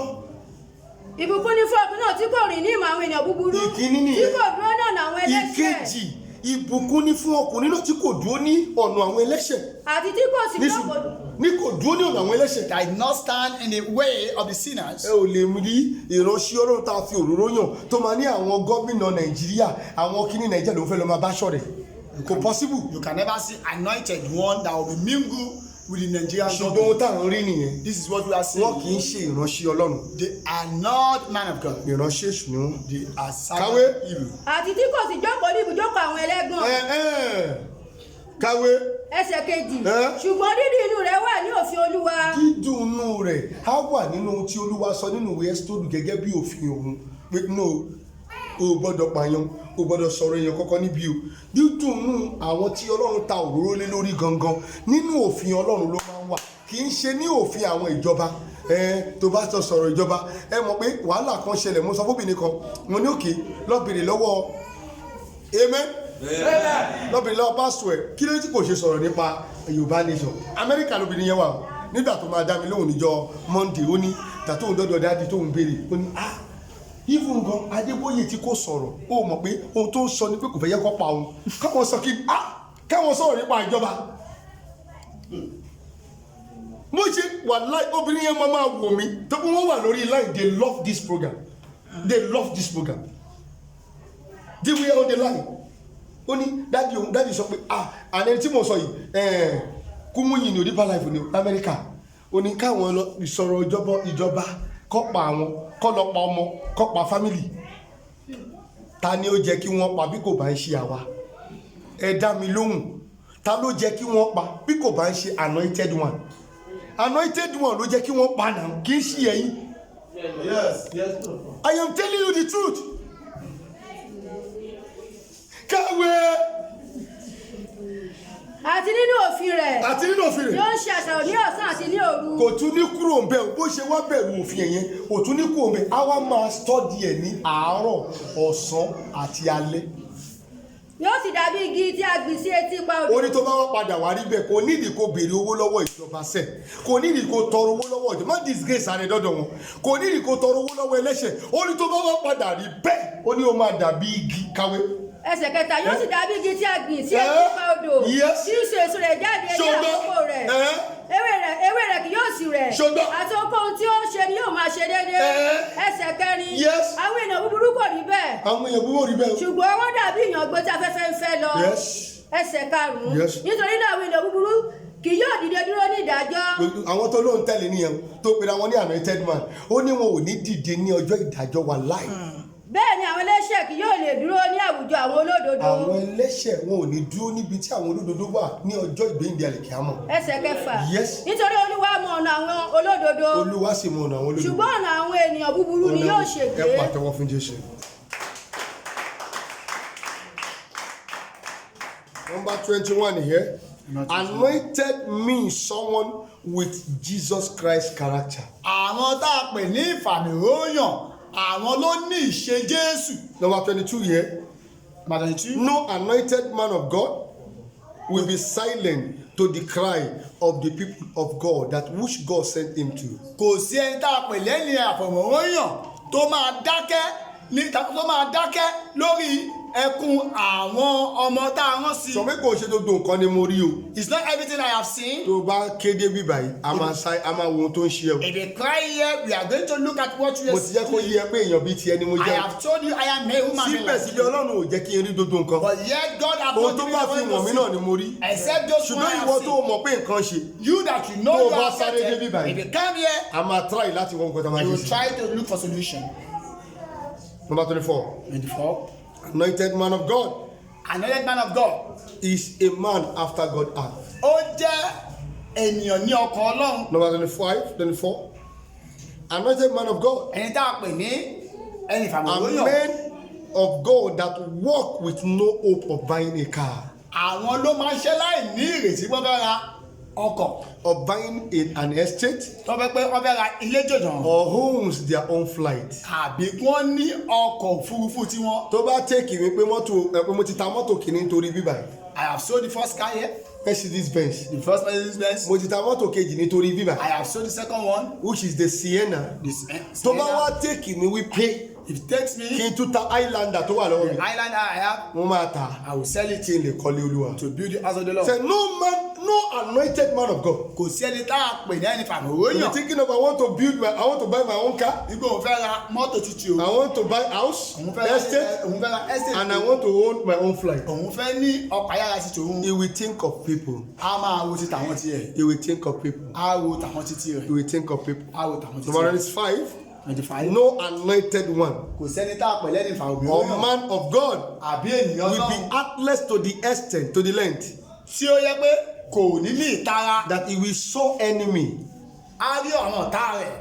He will sow enemy. a rí ọ̀tá rẹ̀. A rí àwọn ọ̀tá a rí you see the enemy tó ń pa àwọn ọmọ Ọlọ́run that is killing the children of God tí kò ní sọ̀rọ̀. and he will silent. Ó wá pa ọmọ wọn sìn. they have killed their own child Ó wá ní ká máa kí wọn condolence. that they will spend or ìkẹ́dùn. Sẹ́yìn ò rí pé èèyàn burú. the people are wicked. Ẹni ìgbà tí army tó lọ ń pa àwọn Biafra. when armies are killing the Kò sẹ́ni tó sọ̀rọ̀ pẹ̀. I did not say anything. Wọ́n wá Ọlọ́run wá pa army ìjọba mọ́tò ẹ̀jábọ̀ àbí kí wọ́n ti pè lókè. their plane Wọ́n crash. wá ń kí wa pé ká kí condolence. And we should say- Ẹlòmíì sọ pé this man is heartless. Èmi ló ń bá wí bẹ̀rù. That's you, this man Ọlọ́run is ò ní jẹ́ kí n kí pé condolence. God will never make me to Rest in peace ní ọ̀rọ̀ Ibrahim. rest Ẹ pàtẹ́wọ́ fún in Jésù. peace not in peace. Nítorí pé Ibrahim fúnra ẹ̀, But Abraham himself which is the chief of Amsa, that the sheep of Amsa vow to make ni wípé ẹ̀jẹ̀ tó jẹ́ ni nígbà tó máa gba gbogbo nǹkan when you yẹn, want to receive it òun máa protect life, that he protect lives òun máa protect properties. and properties. Èèyàn kan wá dé nítorí pé wọ́n dí owó lé Ibrahim lọ́wọ́. And somebody came because he has been giving money. Wọ́n dí owó lé lọ́wọ́. Money Ó ní kó lọ máa pa àwọn èèyàn tí wọ́n ní kó máa protect. to be killing the people that is only. Kútọ́nù ò bá wá jà.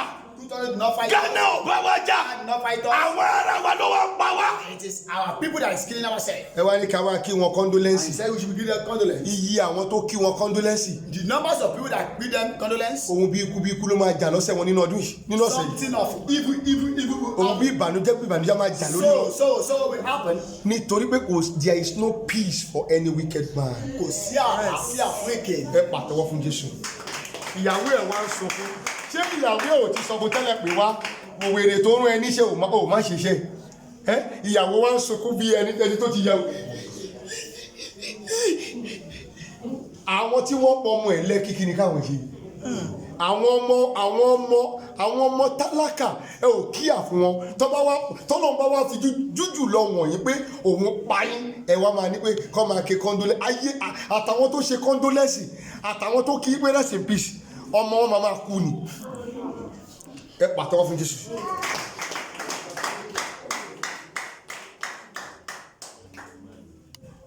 ọlọ́run wá pọ̀ ọmọ wọn wọ́n wá bẹ̀rẹ̀ sí sọ pé èèyàn kan ò kí wọn Sunday Igboho ò kí wọn pé wọ́n kú kí ló kọ Sunday Igboho àwọn tẹ́ ẹ pa ẹ béèrè lọ́wọ́ ẹ̀ pé ṣó jáde nígbà tí wọ́n pa àwọn ọmọ Lẹ́kì kó sọ̀rọ̀ pé a kí dodo ẹ̀yin òbí o ẹ̀yin òbí ẹ jọ̀ọ́ o ẹ má bínú o à ń ṣiṣẹ́ lé lórí o àmọ́ gbogbo ẹ̀ là ń ṣe o ẹ béèrè lọ́wọ́ ẹ̀ pé bí ó jáde. ẹ jẹ́ kí n sọ fún yín ẹ má jẹ́ kí brain yín kó dull open your brain. Ọlọ́run wá pa ọmọ ẹ̀ ọba tó pa kí ló ti Dáre láì lo kóńdó Dáre Adébóyè láì lo kóńdó kò máa sọ ohun tí kò lè ṣe. Alágbára lọ́lọ́run wa alágbára ní Jésù wa ọba nípa Dáre Adébóyè láì lo kóńdó kò máa sọ ohun tí kò lè ṣe. Amen. Ṣe bíbọn lọ fi pa àwọn ọmọ tó wà Lẹ́kì Ọlọ́run wá fi àjùlọ wọ̀n ṣe báwọn ọmọ yẹn ń gbé wọn pamọ́ ni ẹ gbé wọn lọ sí Amẹ́ríkà òun á jẹ́ kí ikú pa wọ́n nínú yàrá wọn ohun tó ń pè ní Ọlọ́run nìyẹn àfi kí dodo wọn lọ yí padà. They said they have to change of heart. Iṣẹ́ tọ́lọ́run rán wọn dodo wọn ti yí padà kó mẹ́. They have derailed. Kí ni time? 1 o'clock. Ẹ pàtẹ́wọ́ fún ọba àwọn. You know that last week topic it has part 2. Yes, sir. Ṣé mọ̀ wípé ìwàásù ọ̀sẹ̀ tó kọjá ó ní apá kejì. And this one also will have part 2. Eléyìí náà tún ní apá kejì. Mo ti ní kẹ́ ẹ gbé aago síbẹ̀ yẹn ká lè rí. Amen. Pàtẹ́wọ́ fọ́ba àwọn ọba. Clap the king of kings. Ìgbà yẹn lẹ dágo sí. Ní ọmọ pé bẹ́ẹ̀ lẹ dágo sí o. Ìgbà ilé mi, ọwọ́ àlàáfíà mo ní kẹ́ dágo sí. Ọwọ́ ogun lẹ dágo sí. Ẹ pàtàkì fún Jésù. Ọwọ́ ogun tí dọ́dẹ̀ ti wà ní ogun mi kì í wojú ẹnikẹ́ni. Sẹ́kọ̀ ọwọ́ àlàáfíà lẹ́jọ́ sí ni màá tó pa gbogbo ti ìlú ẹ pàtàkì fún Jésù. Clap Jesus. Ní àná Olúwa sọ fún mi lónìí ni. Yesterday, Gbogbo ẹ̀yin ọmọ Yorùbá pátá tẹ̀ ń dọ́ mi. all the Yoruba people, Olúwa ní kí a ṣe ìyìn ọjọ́ kan. he said we should have one Ọjọ́ day, méje àmì. 7 days praise Online lórí afẹ́fẹ́ láti lè fi yin òun. to praise Ó him. ní lẹ́yìn tí a bá yin ìyìn yìí tán After the 7 days, tí gbogbo ọmọ Yorùbá ní gbogbo àgbáyé join ni. all the Yoruba on the earth. Ó ní lẹ́yìn tá a bá yin ìyìn yìí tán. After it, Ó ní òun ni ọba tí ń adárúgúdú. Adárúgúdù sílẹ̀. Ẹ pàtẹ́wọ́ fún Jésù. Ó lóun á máa dá wàhálà máa ṣẹlẹ̀. Ó ní ẹni tí ó tó wọ plane tí wọ́n gbé lọ yẹn tí wọ́n pè ní Ibrahim ó ní ikú ẹ̀ kì í ṣe lásán ó ní wọ́n sanwó ẹ̀mí ẹ̀ fáwọn tó gbé ni. Ẹ pàtẹ́wọ́ fún bàbá. Ó wá ní nígbà tó di àárọ̀ yìí mo ṣe fídíò jáde mo gbé sórí YouTube mi láàárọ̀ yìí nígbà tó ń rán mi níṣẹ́ yẹn ó ní Tinubu ó ní bí kú ẹ̀ ṣe máa padà rí nìyẹn àfi tó bá jáwọ́. Ẹ pàtẹ́wọ́ ó ti sanwó ẹ̀mí ẹ̀ fáwọn tó máa pa. Ẹ pàtẹ́wọ́ fún bàbá. Olúwa tí wọ́n tẹ̀síwájú nítorí ẹni tí wọ́n pa yẹn ó ní àwọn tó gbé síbẹ̀ náà ni wọ́n sanwó ẹ̀mí fáwọn tó máa pa o. Ẹ jẹ́ kí wọ́n lọ confirm ẹ̀ ṣùgbọ́n ní tàbá wá bẹ̀rẹ̀ sí yín ohun táyìn fún ọjọ́ méje ó ní gbogbo àṣírí yẹn máa ṣe kí ni everything máa ṣe yá pẹpẹ kàtàkàtà àtúnṣíta. Olóhùn onídìíkẹ́ gbàdúrà mọ́ ó ní kí àwọn ọjọ́ yẹn ní a máa tó gbé síta láìpẹ́. Ó fẹ́ ká yọ gbogbo nǹkan tó wà nígbà ká lè set engine wa. A ò lè yin Ọlọ́run báyìí a máa yin Ọlọ́run pẹ̀lú engine.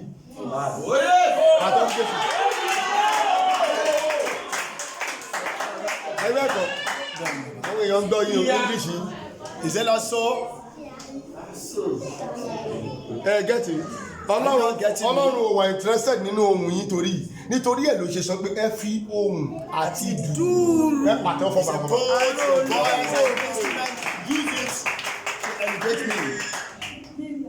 Ó tún sọ débẹ̀ àwọn olóòrùn goro àwọn olóòrùn church àtàwọn tó ń jẹ búrẹ́dì.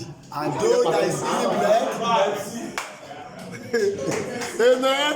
Amen. Mi ò ní lọ́kọ̀ọ́ tí mo máa pa fún yín. I don't need to lie to you. Ohun tó rán mi ni mò ń sọ. and saying what God has sent ó ní him. nítorí Yorùbá nation àti Because Biafra of Yoruba nation and ó ní Biafra, ká parapọ̀ ní gbogbo àgbáyé we pátá should combine together in the whole universe. kí a wà ní orí ìyàn ọ̀sẹ̀ kan ní orí 7 íńtánẹ́ẹ̀tì days praise on internet, kí gbogbo èèyàn sì join wa and people should join us. déètì ẹ̀ ò ní pẹ́ jáde láìpẹ́ The date will be ẹ announced. pàṣẹ fọ́ba wọn bá. By the king of God. àwọn èèyàn pè wá gidi gan nínú ọ̀sẹ̀ tó kọjá People call us last week. wọ́n ní ṣé a máa ṣó 9BG wa níta àwọn fẹ́ máa rí wa Are we going to show our night vision outside? ó ṣeé ṣe àwọn èèyàn náà ń wò wá lọ́wọ́lọ́wọ́ They bá are still watching us. ó jẹ́ ká ṣú ẹ̀ ṣùgbọ́n àwọn nǹkan kan lórí street wa We're supposed to have shown it, but there are something restricted. ojú òní tí wa We will not be put to shame. Ọlọ́run á sì fún wọn ṣe God will give ohun us tó rí street wa kò nídìí ká sọ síta what has restricted us. We don't need to tètè say àbá it sọ out. síta á máa dàbẹ́ pé a fẹ́ tọrọ owó lọ́wọ́ yín If we say it out, it will be as if we are seeking for help. àwọn ò sì ní tọrọ owó lọ́wọ́ ẹnikẹ́ni We are not going to ẹni ask tó rán for wa money. ń ṣẹlẹ̀ mí lọ ń bá láti sọ fún Our needs- òun ló ní ẹ̀tọ́ láti wá bá àwọn tó lọ ń bá yìí ọ̀pọ̀lọpọ̀ ló lọ ń bá àwọn máa sọ pé olúwa ní kò ń wá bá mi ìfà bóun ṣe dọ́rọ̀ yẹn olúwa lòun ní láti nípìn nínú ẹ̀ When I heard it said I should come and sẹ́mi ò nídìí láti béèrè owó lọ́wọ́ ẹnikẹ́ni I don't need to meet with ẹni tó ní iṣẹ́ ẹ̀ máa parí iṣẹ́ the owner of the job will perfect the job. ẹ pàtẹ́ fọba àwọn kan. Love the kingdom. tó rẹwà ẹ ní sùúrù fún wa tíjọ́ Sunday tẹ̀sí ń gbọ́ yẹn máa tẹ̀lé wa jáde lọ ẹ máa tẹ̀lé wa Continue to follow us on Sunday program. ẹ máa tẹ̀lé wa wá ká lọ. Just ẹ̀jẹ̀ ó gbé ẹyin obìnrin ẹ ní sùúrù kì í ìyá aleluya rẹ̀ yín pátákẹ́ tó lọ mí wà lé. all women wait behind for Mommy Hallelujah. to gbogbo ẹyin ọ̀dọ́ ẹ ní sùúrù kì í màmá aleluya rẹ̀ yín kẹ́ tó lọ lé. all the youth wait patiently for Mama Hallelujah to see nítorí àwọn one or two things because of one or two things. ìṣọ́ òru ó ń lọ níjọ́ Friday Vigil on Friday continuing. ìwọ ọ̀pọ̀lọpọ̀ dé níjọ́ Friday sọ pé dáàdi ìkẹ́bárí ẹ̀fọn jẹ àwọn gan Majority came on Friday. Their mosquito bites them so much. jẹ́ kí n sọ fún ẹ Let me tell you, wọn ò ní ìpín lórí òkè yìí o. they have no. ìwọ gain tó on bá this ń dúró dé pé mountain. kí n kọ́ ibi ìbàyí tọ́kọ tó tún wá padà wá o ò ní ìpín kankan lórí òkè If yìí. you are expecting that I should build this place before you come back, you don't have any reward. ọmọ bébí kì í purọ́ iṣẹ́ asán ló ń ṣe wàláì mo fi ayé àtọ̀rọ̀ You rẹ̀. are working in vain. nítorí pé nígbà tí ó dà When it is good, àjọ wà ń bíbà yìí. we are here. nígbà tí ẹ̀fọn bá dẹ̀ ń jẹ wá. When the mosquito is àjọ ní biting, láti ṣe ni. o ò ní ìpín kankan fi ayé àti ọ̀run bóra you rẹ̀. have no reward. ẹ lọ kọ́ sínú ìwé ìrántí. Put it in the book of ẹ pàtó remembrance. fọba àwọn. Thank you, King. we have to come down together A gbọ́dọ̀ wá pọ̀ láti ṣe ohun tó lúwa ní ká to ṣe. do what God commanded. ojú òní tiwa. You will not be put to shame. ẹ ṣe gidigidi gan. Thank you very much. ẹ dìde lórí ẹsẹ̀ yín. Stand on your pé ilé feet. yá láti máa lọ. dọ́kà tó lọ yẹ ká gbàdúrà fún gbogbo àwọn èèyàn wa. Before we ẹ go, dìde let's lórí pray for our ẹsẹ̀ people. yín. Stand on your feet. dìde lórí ẹsẹ̀ rẹ. Stand on your feet. dìde lórí ẹsẹ̀ rẹ. Stand on your feet. nawọ́ rẹ sí iwájú. Stretch your hands to the níbi gbogbo front. tó bá ti ń gbọ́ wa. Wherever you are watching ó us. ti rẹ àyàn ògùn fún wa báyìí. Our interpreter is weak. nawọ́ rẹ sí iwájú. Stretch your hands to the front. ó ti yan àyàn ó ti rẹ Our àyàn ògùn. interpreter is weak. nawọ́ rẹ sí iwájú. Stretch your hands to the ìwọ front. náà máa bọ̀ níwájú. You two come closer. máa bọ̀ níwájú. Come closer. ṣí ẹsẹ̀ méje sí iwájú. 7 steps to the front. ṣí ẹsẹ̀ méje sí iwájú. 7 steps to the front, but Fẹ́ not kó inside the ṣàmì altar. dáadáa. Say amen. ṣàmì dáadáa. Say amen. amen. bí ẹsẹ̀ méje sí iwájú. 7 steps to the front, not to the altar. mi ò ní sọjú bí wọ́n ti sọ yẹn. Not say more than this. ẹ gbóhùn Olúwa.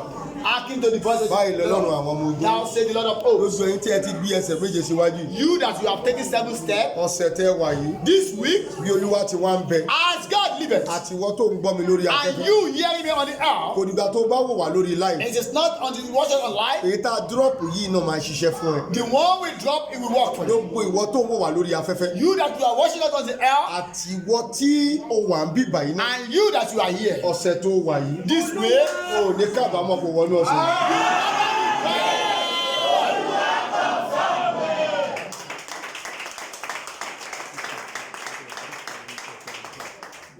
ẹ gbóhùn Olúwa. hearken to the voice. gbólóhùn àsọtẹ́lẹ̀ kejì ni Second prophetic mandate nínú ìkeje. from 7. gbogbo ìwọ tó ń wò wá. You watching us, tó ń fojú ayọ̀ wò wá. you watching us with a good mo sọ tẹ́lẹ̀ eye. sínú ayé rẹ̀. I prophesy into your life. bí Olúwa ti ń bẹ. As God bí liveth agbára rẹ̀ ń bẹ pẹ̀lú. and the power liveth, nínú ọ̀sẹ̀ tó ń lò lọ yìí. this week we are spending, ẹni tí tiẹ̀ ti bàjẹ́. the person that his life has been spoiled, ẹni tí ayé ẹ̀ ti dàrú. or the life has been spoiled, oníbáyé tiẹ̀ jẹ́ o.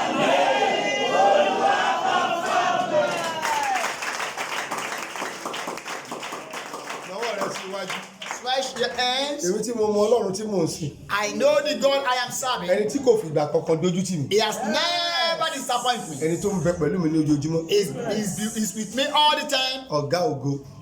The great God, Arúgbó ọjọ́. the Ancient of Days, Àdàbà tí kì í dàrú oyè. the one that never changed. Nígbà tó máa bínú pátápátá.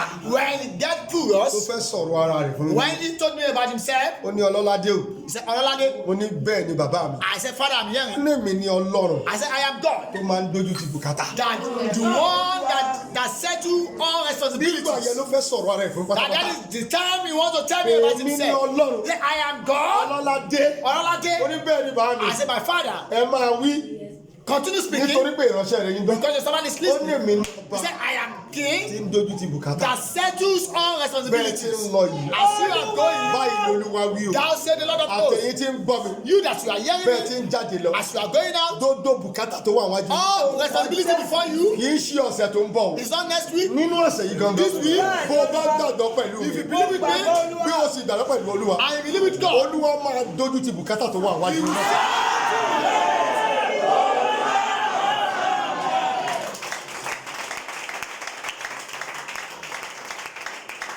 Ẹgbẹ́ òun Olúwa. acting to the God. Lọ́lọ́wọ́ àsọtẹ́lẹ̀ kẹrin nìyí. The fourth prophetic mandate Nínú márùn-ún. out of 5 Nínú méje. from 7, Ohùn Olúwa jáde. the voice came out Sí ìwọ obìnrin tó ń wò mí. to that woman watching me, Àti ìwọ ọkùnrin tó ń wò mí. man watching me. Olúwa ló ní kí n sọ He fún said, ọ. I should tell you, Kí ilẹ̀ òní tó mọ́. before this day runs, Kó tó parí. before the day runs Wọ́n out, kó sílẹ̀ tó bá gbà mí put gbọ́. it down and believe me. Tó sì gbọ́ Ọlọ́run gbọ́ I nínú. believe God in me. Kí ilẹ̀ ní tó parí. Before the day runs out, Ìṣẹ̀lẹ̀ yánú ayọ̀. a sudden miracle Tí ó máa mú ẹ padà lọ já sóhun tó ń fẹ́. that will make you to remember Èmi what ni you mo sọ want. kì í ṣí ọlá o. I am saying today Mo not sọ tomorrow. jáde látòrí pẹpẹ I Ọlọ́run. say it from the altar of God. Kí ilẹ̀ òní tó ṣú. Before the day runs out, Ìṣẹ̀lẹ̀ yánú ayọ̀. sudden miracle Tó máa máa jẹ́ pé òun ló máa lídìí ẹ̀. that will lead you Sí ohun tó ń fẹ́ to gangan. what you are Ó expecting. ṣí àmì méje. 7 days. Ó máa ṣẹlẹ̀ nínú ayé rẹ̀ lórúkọ Jésù.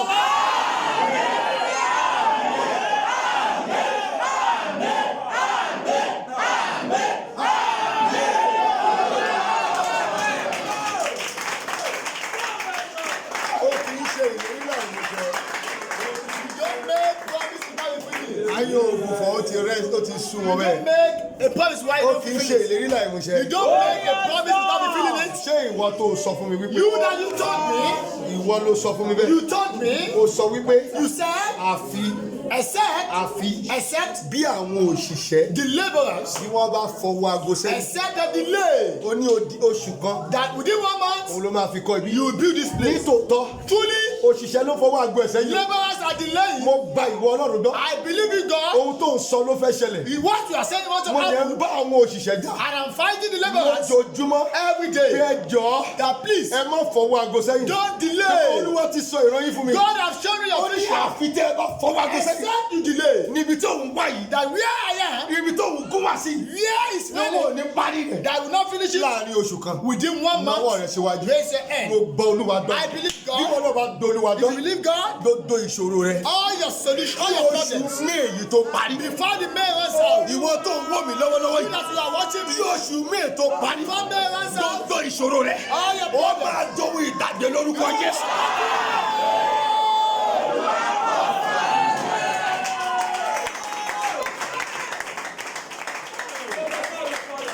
Nígbà tí ló bí mi lánàá. when I got angry yesterday, Kí ló bí mi gidi gan? when I got angry Mo yesterday, wá pe òṣìṣẹ́. I called the laborer. Àwọn méjì ni mo lè ní kọ́ lọ pè wọ́n. Wọ́n ṣiṣẹ́ The lókè three lọ. laborers, they are working Mo now. wá pè wọ́n. I called them. Mo ní bọ̀dá Tájù. Brother Taji, Ṣé pé ojú ìwòye sọ? you know I said it. Ẹ sọ fún Daniel. Tell Daniel, Ohun tó Olúwa sọ fún mi ni mo tẹ̀lé. this is what God told me. I'm following. Daniel ń fa ọwọ́ aago sẹ́yìn. Daniel is delaying, Mi ò dẹ̀ mọ̀ ìdí. and I don't know Ó the ṣeé ṣe ní ọjọ́ Monday. It is possible on Kí Monday n pààrọ̀ Daniel. I should change Nítorí Daniel pé mo rí pé ó ń fọwọ́ aago sẹ́yìn. because I see he's delaying. Ẹ mọ̀ kéèyàn máa sọ̀rọ̀ bẹ́ẹ̀ pé kí ló yẹ tẹ̀ ò ṣe ṣiṣẹ́. Why are you not working? Mò ń sọ̀rọ̀ bẹ́ẹ̀ ni pé owó ti wà nílẹ̀. I am speaking as if there is Nítorí pé mo money. gba Olúwa gbọ́. Because I believe God. Ìwọ gan náà gba Olúwa gbọ́. Don't you believe God? Tó o bá gba Olúwa gbọ́. Don't you believe God? Ohun dodo ní ṣiṣẹ́ fún Olúwa. Everything is possible. Ọlọ́wọ́ yìí sì wájú. Don't you answer the phone. Gbólóhùn àsọtẹ́lẹ̀ kẹfà. The sixth prophetic Bó mandate. ti ń jáde lọ́dún. You are going out. Láti òní tó ní máa fi parí. And from today, Títí tó ní máa fi parí. this year will finish. Àtiwọ́ tó ń wò mí. And you that are watching láti òní yìí as of now, títọ́jú náà fi parí. this year we end. gbogbo rere tó fẹ́ All the good thing you want. kò ní tàsé fún ọ lórúkọ Jésù.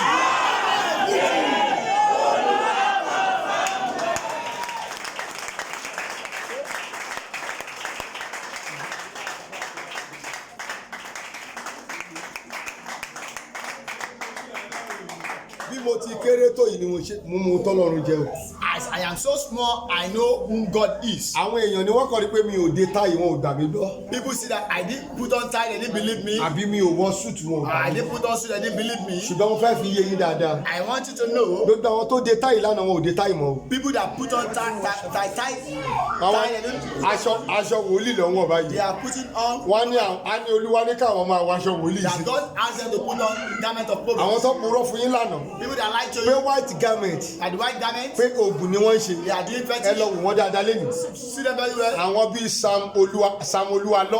Samuel Alo. àwọn bíi ìkejì Sam Alọ́ ìkànnà tún jẹ́ Alọ́. So there's one Alo again. lọ wò wọ́n dáadáa. Look at them. bàbá yín tó ń jẹ́ Abíára. Abiara. ṣé wọ́n rí sùtù lọ́rùn Abíára rí wọn. Suit again. wà á rí pé ohun tó wọ̀ aṣọ wòlíì ló wọ̀ kiri. He's putting up. àwọn tó purọ́ fún yín lánàá They are the nìyẹn. people that lie to you wá wo ohun tí yesterday. wọ́n padà ń ṣe lónìí. And look at what they are doing aṣọ now. funfun yìí ni wọ́n wọ̀. They put on white garment. fídíò tí wọ́n ṣí àsọdọ̀ mi lónìí. Video they share. nípa Olúalọ́ aṣọ wòlíì gírínì ló wà lọ́rùn They rẹ̀. put on green. lọ́wọ́ rẹ̀ síwájú. Raise your hand. you are wasting your time. Òun fi àkókò rẹ̀ ṣòfò. ohun tọ́lọ́run gbélé ẹ lọ́wọ́ ni kò ṣe dáadáa. What God has given to you, do it very well. ìjọ aláṣọ funfun yìí ìjọ tọ́lọ́run fún fi àṣẹ sí ni. This white garment, God má has given jẹ́ kó authority. jẹ́ ohun tó máa tì ẹ́ lójú ní tàbí lẹ́ni wíẹ̀. Don't be ashamed of it anywhere. declare ní ẹni wíẹ̀ tó bá ti wà. Declare it anywhere you kí are. ọlọ́run orí òkè tó wà ọlọ́run orí òkè lè ṣiṣẹ́ God fún of ọ. that mountain can work for lọ́lọ́run you. àsọtẹ́lẹ̀ keje ni. Seven prophetic mo words. sọ gẹ́gẹ́ bí ikọ̀ àti ìrìjú. I speak as the person. mo sọ gẹ́gẹ́ bí ẹni tí ọlọ́run I pè. speak as the man that God mo called. sọ gẹ́gẹ́ bí ẹni tí ìpè ń bẹ lórí rẹ̀ tó. I speak as the man that ẹni asked tí a it. dá òró lérò láti The ọ̀rọ̀ wá. person that is another from gbogbo heaven. ẹ̀yin ọmọ ọ̀dọ́ tẹ́ wà bí. All the youth here, lọ́kùnrin àti lóbìnrin. both male and female. gbogbo ọ̀dọ́ tó ń wò mí. All the youth, lórí afẹ́fẹ́ lọ́kùnrin àti lóbìnrin. both male and ẹ̀yin female. ìyá àti bàbá tẹ́ wà bí. Mothers and fathers tẹ́ here. wò mí lọ́gbọ́n. You are worshiping bí ẹ ti ń jáde lọ. as you are going tí out. yóò tún ṣòro ṣe fọlọ́run láti ṣe. bẹ́ẹ̀ ni máa ṣe bí olùpadà bẹ́ẹ̀ ni olúwa wí bẹ́ẹ̀ ni wòlíì sọ Jésù olúwa wa.